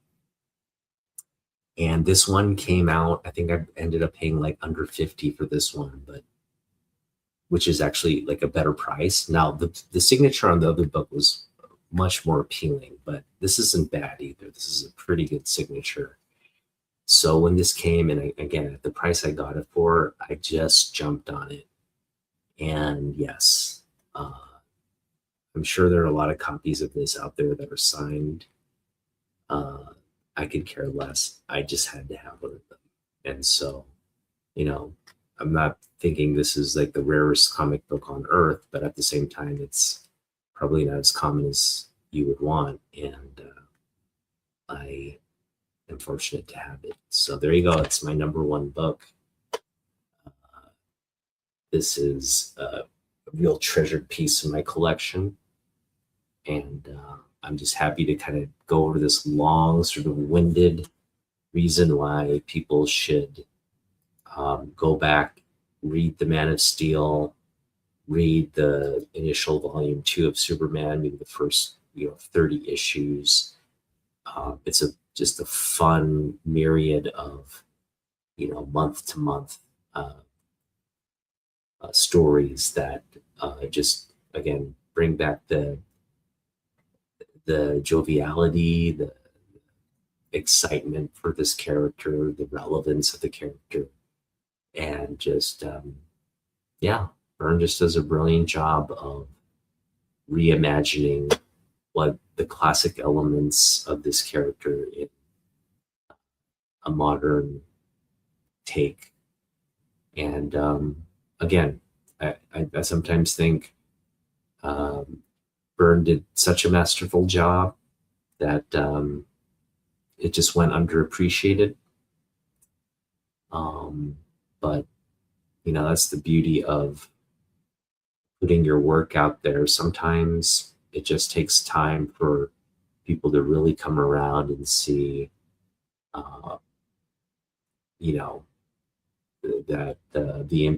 that it was impactful, that it was meaningful, and again, he did such a beautiful, thoughtful telling of this reimagination that as a fan, I really appreciate his commitment to the character, his commitment to this whole period of creativity, because I honestly think the seeds he planted here are what today's audiences are reaping the benefits of. Okay, it's what fuels James Gunn's vision for Superman. It's what fuels the modern, I think, standard for Superman at DC Comics and for Warner Brothers, right? Obviously, you can make an argument that um, Christopher Reeve and the classics from the Bronze, Silver, and Golden Age. Those seeds are what helped popularize Superman leading up to this book. But I think that a single impact, right, the singular impact that most influenced the evolution of Superman is John Byrne. John Byrne single-handedly did more for the character through this reimagining than any of his predecessors. And that's because he made Superman relatable, more real, and made him very character-driven. And what I mean by character-driven is not just focusing on his characters, but focusing on the cast of characters in the story of Superman. So when you look at a Smallville, when you look at a Lois and Superman TV show, when you look at Superman the movie, whether it's Zack Snyder, who doesn't stay true to this vision, versus James Gunn, who does stay true to this vision, you see the stark differences, right? And again, when you're staying true to this version, I think you're getting the very best and truest version of Superman without it being hokey or corny or like ridiculous. Okay. So think about that statement, right? You're not getting a hokey, you're not getting some like just comic strip version, like a jokey, like 2-bit number of Superman. No, you're getting like the more compelling, down to earth, emotional story of Superman's history. So I think that is really the difference. That's the difference right there. And that's what I want people to walk out of here agreeing with. I'm glad. Well, Byrne, I know you get it. I know you get it. I know a lot of people watching my channel, get it. So there you go. Now, I do want to end with some additional tidbits because these are our recent pickups.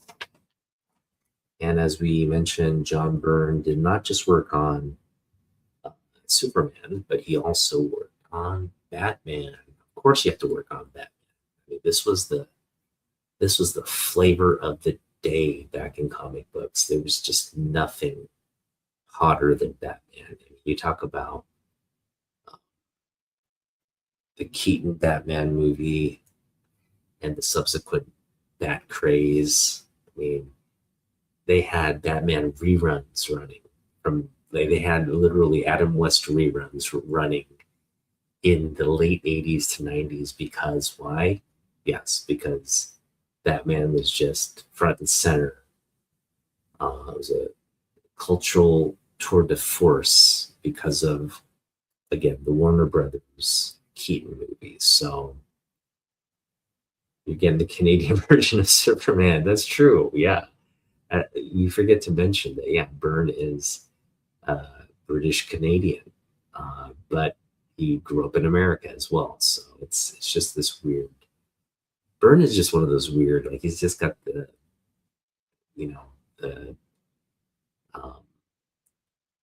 kind of the global. I should say he's got the British American global identity, I guess. He's just everywhere.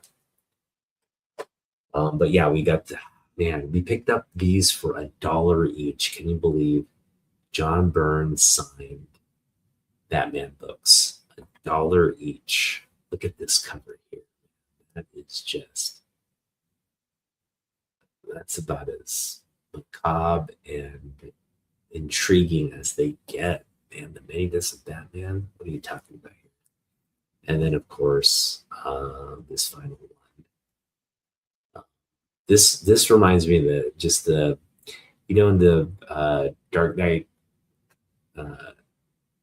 in the Dark Knight, uh, Returns Nolan film, you have that scene where um, they got this guy in like a Batman costume. He's in like a hockey suit, right? He's got this cowl. He's got like a hockey protector pads on, and he's just acting like Batman. That's what this scene reminds me of, like this Batman imposter, just ill-equipped to be out on the streets, trying to do what he does.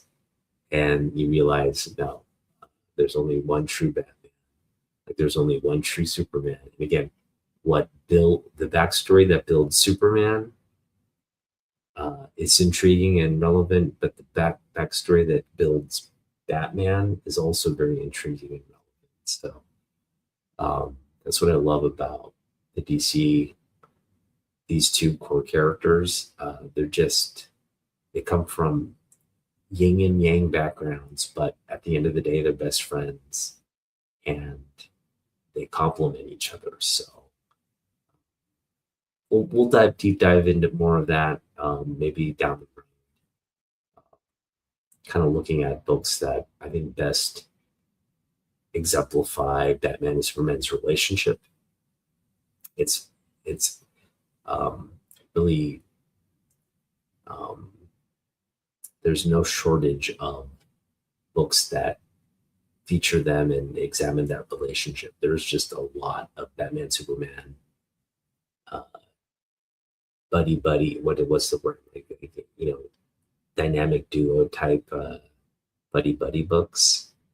But that may be something we'll cover down the road. But yeah, there you go. There's my John Byrne Batman signature books as well. So man, you guys got the whole gamut of John Byrne in relation to DC stuff here today. So glad you guys could tune in and partake in some of the collecting goodies that I have.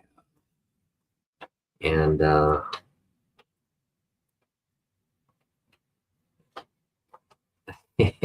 right, $1 each for these books.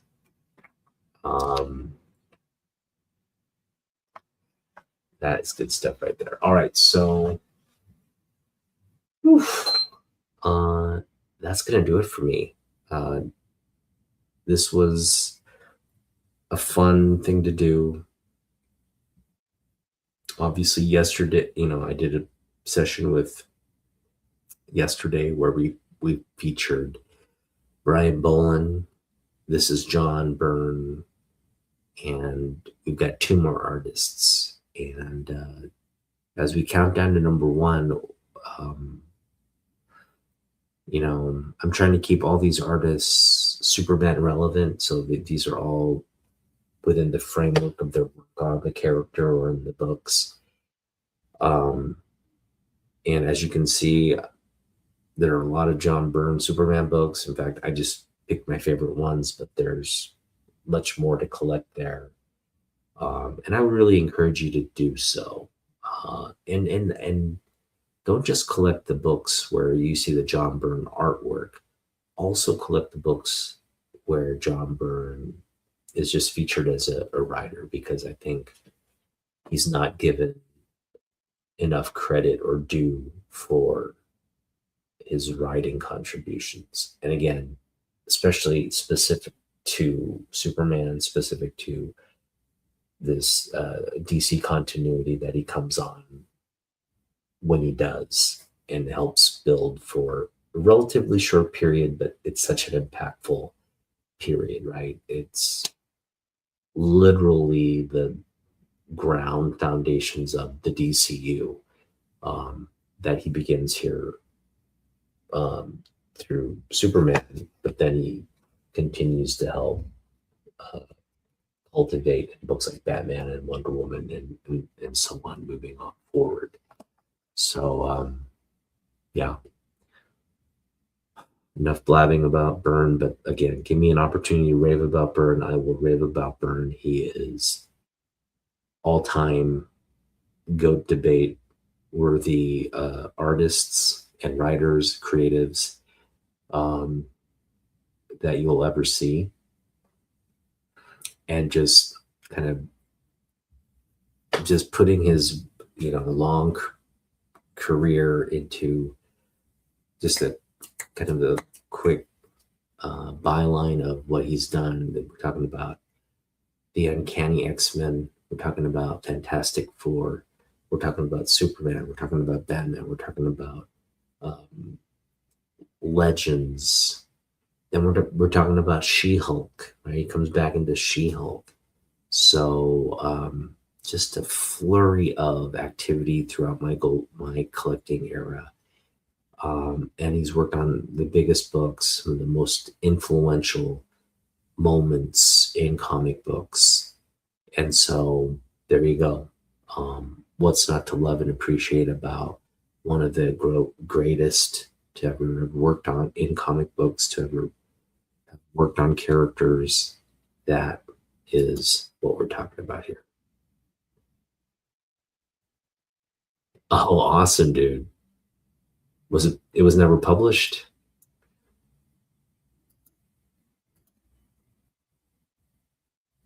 All right, thanks, Wilmore. Was your letter ever published? That's kind of cool. I don't think I've ever written into the editor, so that's cool that you did that. Hopefully, you're in one of the books. Your letter is in one of the books. That would be awesome. I know McFarlane has those letters. Sure, he gets a kick out of that. But yes, in 430. Oh man, I gotta go and see that. I gotta go and see that. That is freaking awesome, dude. You're immortalized in a comic book. Batman 438. I am going to buy that issue and read your letter. And that is cool. That is so cool. I think that is just the coolest thing. I've never heard anybody outside of, like Todd McFarlane, um, actually write in and get their letter published. So awesome, man. That is so cool. Okay, 16, that's a good age to um, be engaged in comic books. So I was 16 when what was I reading at 16? It was 1991, 90, right? No, 16, I would have been 1990. 1990, I was reading, oh, it was just right in that Jim Lee Uncanny X-Men run. Like, that was smack dab in the middle of that. Todd McFarlane Spider-Man, smack dab in the middle of that, as well as this stuff here that we focused, right? Some of the best Batman stories was in that late 80s, early 90s period. So man, so I that was what, like a Kelly Jones, was that a Kelly Jones book? Art Batman? Um, or was it Jim Aparo? Let me look it up for you. Batman 438. Let's take a look. How awesome would that be if I have that book in my collection? Because I have a lot of Batman books from that era. I don't think I have 438 though, but let me check.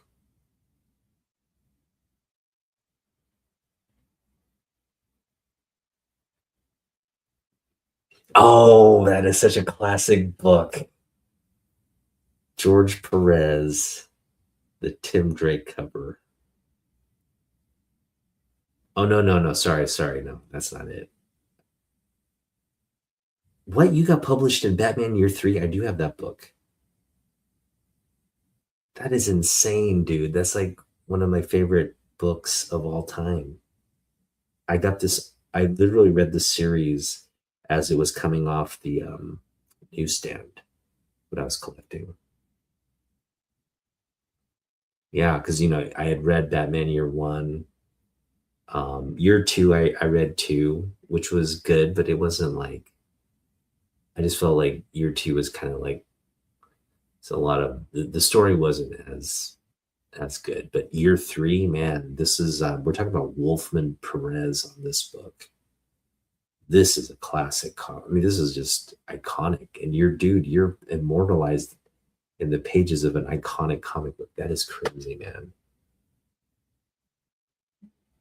That is insane. I was just thinking, like, oh yeah, it couldn't be Batman Year Three, but lo and behold, it's Batman Year Three. So, congrats, Wellbore, man. That is that's as good as like owning like an original comic book, right? It's just like, dude, I'm in Batman 438. Like, I have my letter published in Batman 438. It's like, oh, lucky you, dude. Yeah, Jim Aparo. You just talk about certain artists that understand, or just it like they're the standard, right? Like I was talking about Jose Luis Garcia Lopez when he does Superman. That's like that becomes like a standard for the character. Uh, Same can be said for Jim Aparo. Jim Aparo just set the standard for the look of Batman for so many years. I mean, he's classic right there. Yeah. Oh, was it Broderick on the interiors? Okay.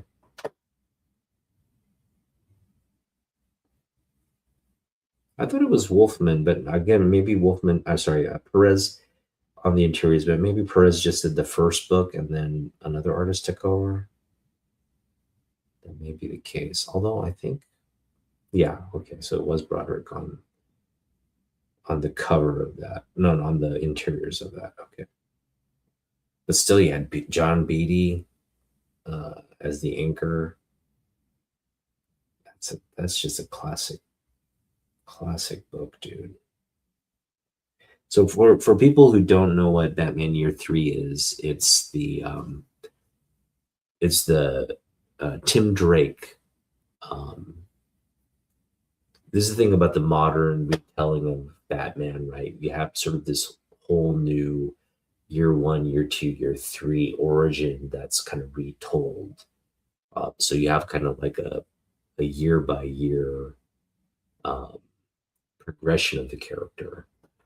But yeah, year three is when, like, again, the Tim Drake Robin comes and ends up, um,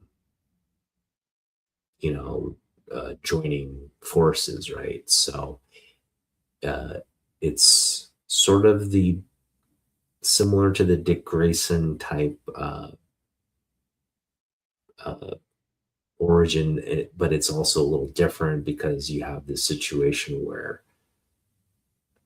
they're at the circus and again, parents dying this horribly in front of, you know, Robin, the to be Robin, and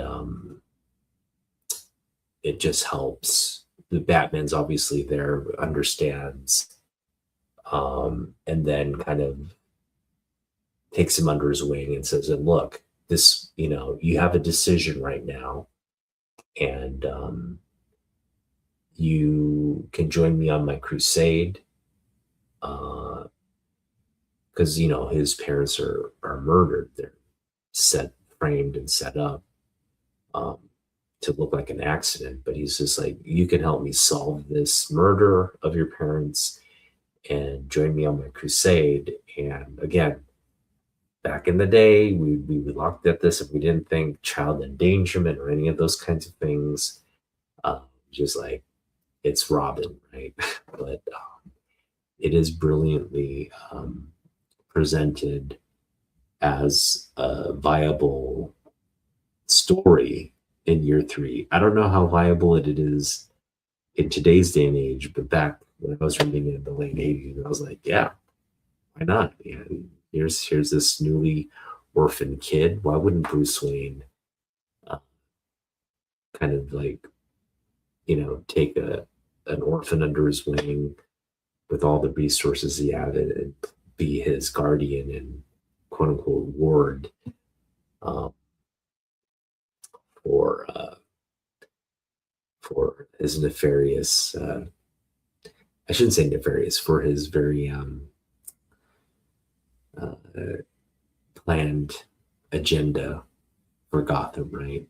Um, just seems, uh, yeah, it works. That story works in any period, but I bought it, so that's all you need to know. Yeah, Tim Drake was everybody's Robin. Burt Ward the Ward. That's a good one. But yeah, Tim. Again, Tim Drake is the sort of the modern Robin, right? And then Grayson is the classic Robin. So it's literally Burt Ward versus. I guess we never had a modern Robin, but you wouldn't count like Chris. Is his name Chris Pine? What's his name?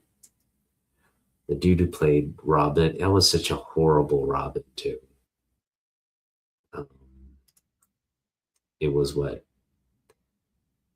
Val Kilmer and Chris Pine, was it? I'm murdering the dude's name.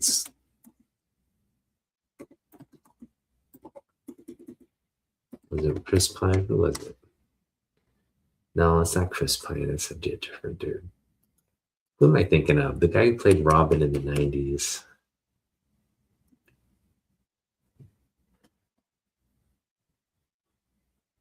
All right, one of you guys are going to bail me out on that. Chris O'Donnell, that's who it was. Chris O'Donnell. Yeah, Jason Todd. Everybody knows they killed Jason Todd off. The fans did it. So they basically killed in the pages of A Death in the Family, which again is so many brilliant comic books in this time period we're talking about, the late 80s. Again, I think Frank Miller kicks it off with The Dark Knight Returns, kicks it off again with Batman Year One, and then you have things like Batman Year Two, Batman Year Three.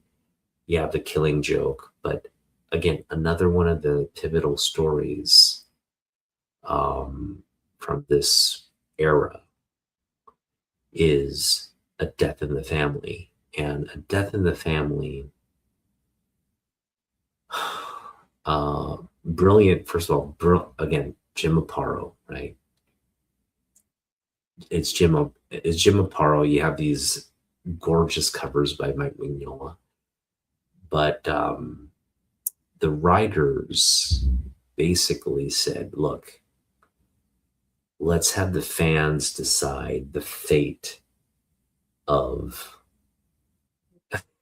Let's have the fans decide the fate of our Robin, right? And they basically gave this like 1-800 number and said, okay, if you want him to die, you dial this number and vote. If you want him to live, like Batman saves him. So first off, Robin is beaten with a crowbar by the Joker. This is leading into the final issue. He's beaten, like bloodily beaten with a crowbar by the Joker, which is like not for kids, right? It's not meant for kids to see that kind of violence. I mean, that just is horrible way to die.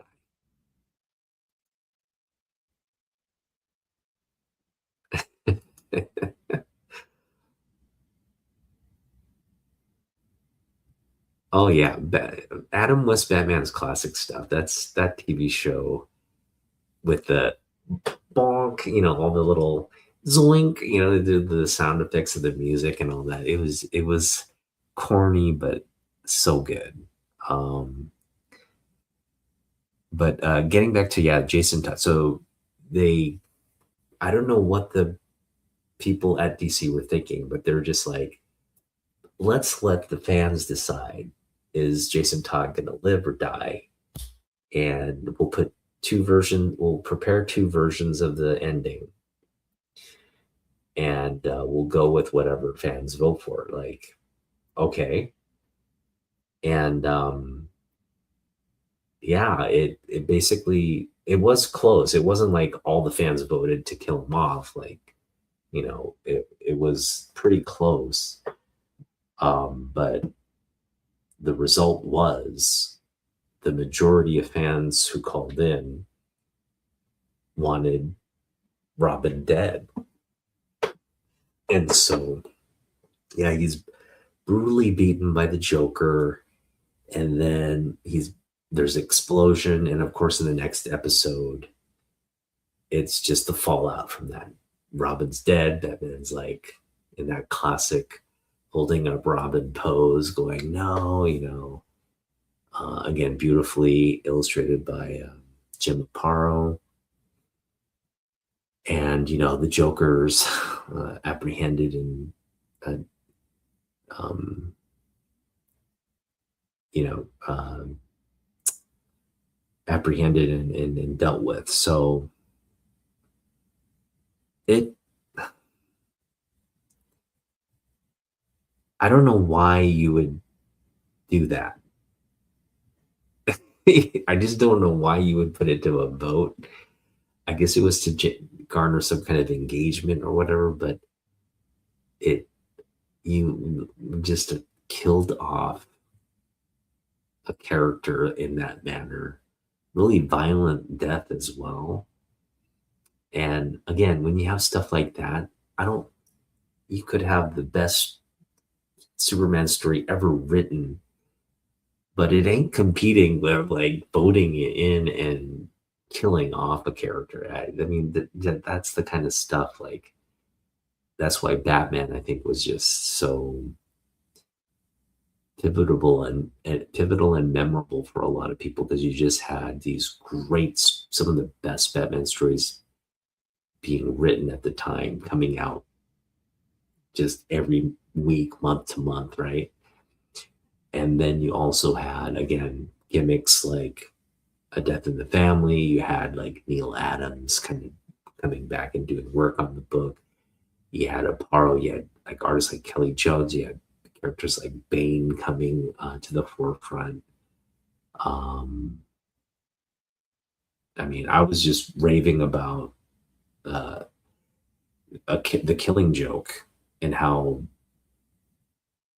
explosive that just one shot comic book was when it came out. It was just, I mean, I read that thing. I just kept reading it and traumatizing myself over and over, but it was that good. It was that compelling. It's kind of like you just was like, I know I'm going to be traumatized, but I just want to read it again. It's just one of those like masochistic things that we did to ourselves reading comic books.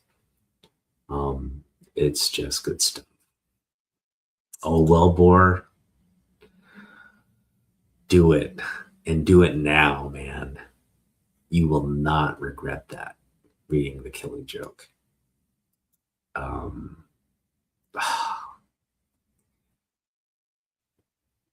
it's just a chef's kiss for Batman. Art. I mean, that first off, you got to be in the right frame of mind when you read that, but just be prepared to be like, oh wow, like, just like there's a big shock factor in that book.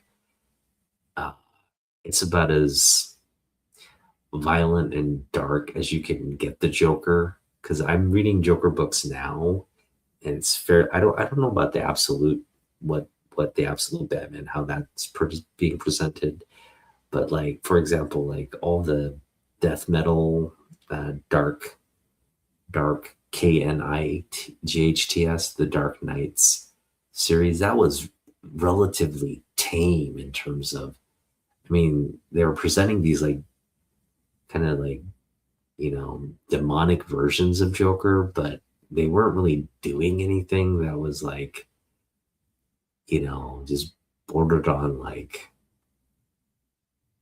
you know, insane, right? Just like kind of like, what's the word? Like,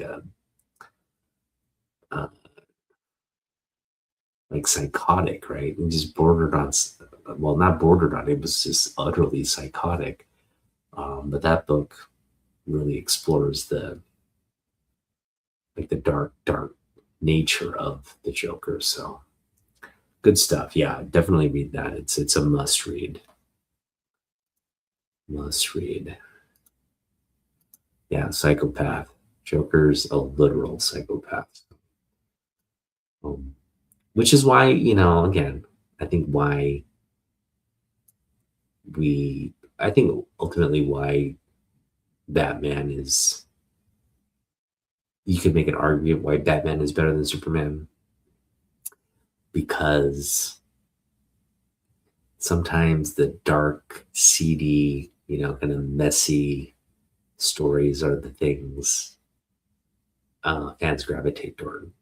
And that's just the way it's been, I think, for ages, right? It's like just some people are built like that. Like you'd rather watch horror, you'd rather be on the edge of your seat, kind of like, you know, with that adrenaline, that shock of adrenaline from something that's got your heartbeat up versus just, some nice, cozy, bedtime story, warm, fuzzy type story.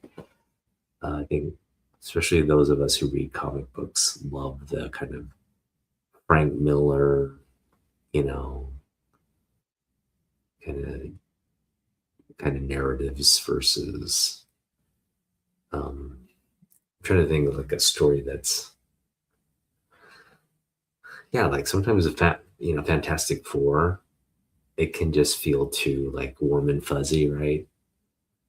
Um, Even though the characters seem like they're like part of a real family, they're kind of griping and you know getting in each other's faces. But at the end of the day, right, they kind of like come together and reinforce that they're a family and all that. It is like a warm, fuzzy book at the end of the day, and it's those kinds of books are. I tend to like that more than I do the dark books. I've always been more of like a comedy, like happy ending type person versus like horror and misery type uh, person in terms of seeking content and stories. But to each his own. I think there's compelling stuff on both sides of the spectrum. Um, but in terms of preferences, yeah, I definitely prefer like a Superman like character and story over, you know, like people I care about dying. That's why um, when I started reading Spider-Man, I was reading Ramita Senior, that whole his arc on the book, and he had us vested in Gwen Stacy. That's the thing, like that whole lead up to her dying in the book. It's like they set us up. They set us up to care about Gwen Stacy, right? They set us up to like, oh, this is a really just adorable couple. They're, you know, everything you want to see in a young couple. Right? Just like the chemistry, the awkwardness in certain situations, the sort of um, the different backgrounds and all that. And they set us up beautifully. I mean, we're gonna take Gwen Stacy away and leave you guys, traumatized essentially. And so I think maybe that's what was the impetus around killing off Jason Todd. Maybe that was it. It was just there's some kind of uh, there's some kind of you know macabre factor that goes into like making us care about something and then taking it away from us in a very violent and erratic manner, um, in a story that can, I guess, work toward us uh, being emotionally invested in something and then having some kind of wow factor like that happen, whether it's a loss or whether it's some huge transformation. That oftentimes is what hooks us, right? It's what makes a story compelling. It's what makes it our own, right? We really feel like this is something happening to us because we're so vested in the story. I think those are what make the comic books powerful.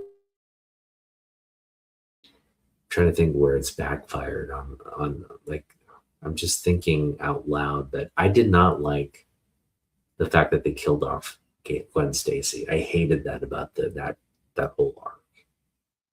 And even to this day, I just, you know, I know there's a whole evolution of the Peter Parker character that comes out of that experience, and then he ends up with Mary Jane, and you know, you could say it's all, you know, influential toward uh, making Spider-Man who he is, but yeah, I just didn't like the way that panned out. But fortunate for us, we have Gwen Stacy in a different universe, and we have her kind of reimagined as a hero herself, a Spider Girl herself. So that's all good. But yeah, so me Spider-Man, you Jane, right?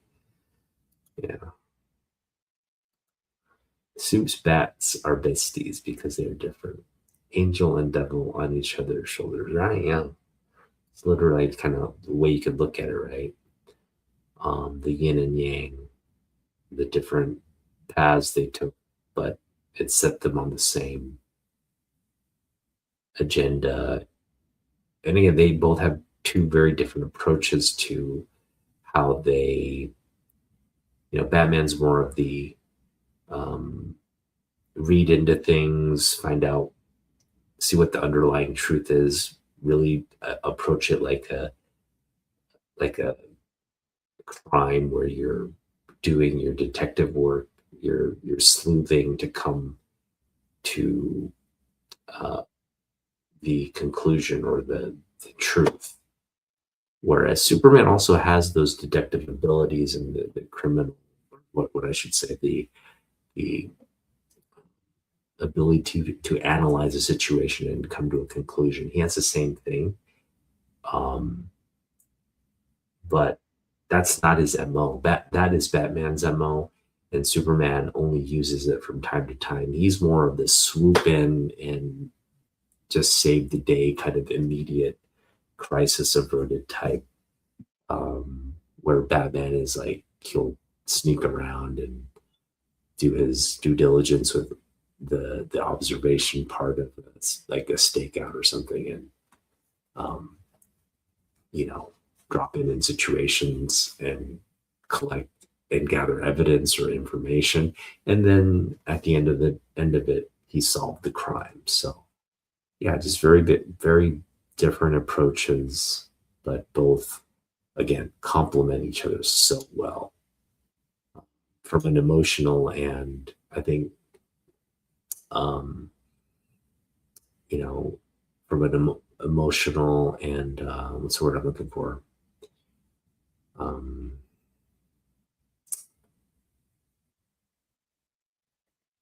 just when you're there for your friend, right? You're just there as an empath, empathic,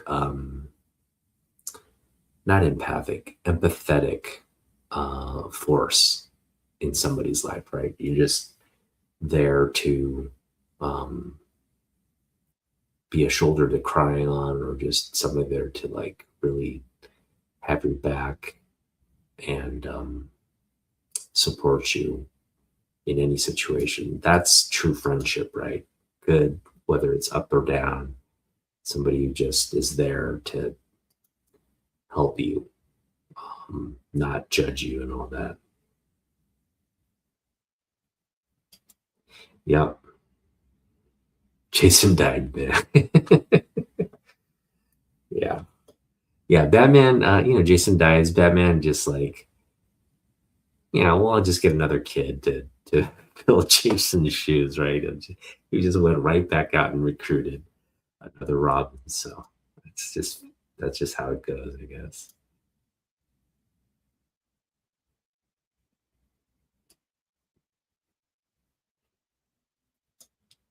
Yeah, uh, that's another thing, right? Batman is grounded because he doesn't have superpowers. His superpower is his commitment to fighting crime, and it's much like Superman's superpower. I mentioned like Superman's superpower is fighting for justice and protecting people and being selfless. Batman, to a same certain degree, is that, but it also is more of like I have to do it my way because the system doesn't work, right? That's also kind of in his modus operandi. It's like um,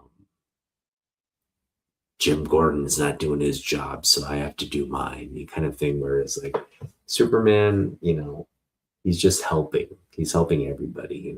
Doesn't see the police as an obstacle to things, whereas Batman's more like, yeah, the system is broken, so I have to do what I do. Kind of. I don't know why I'm doing the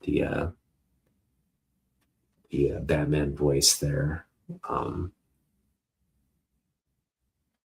yeah, love them both. At the end of the day, we love them both for sure. All right, well, I think that was a good feature on Byrne. So tune in. I don't know when we do the next video. I may just come back like on Sunday and do it.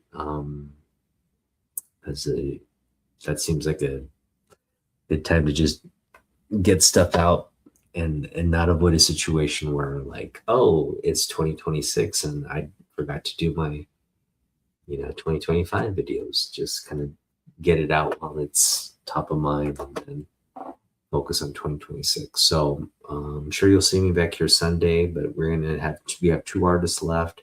We're definitely going to get through the top 10, and then we're going to cover, thanks World War, we're going to cover my top pickups in 2025.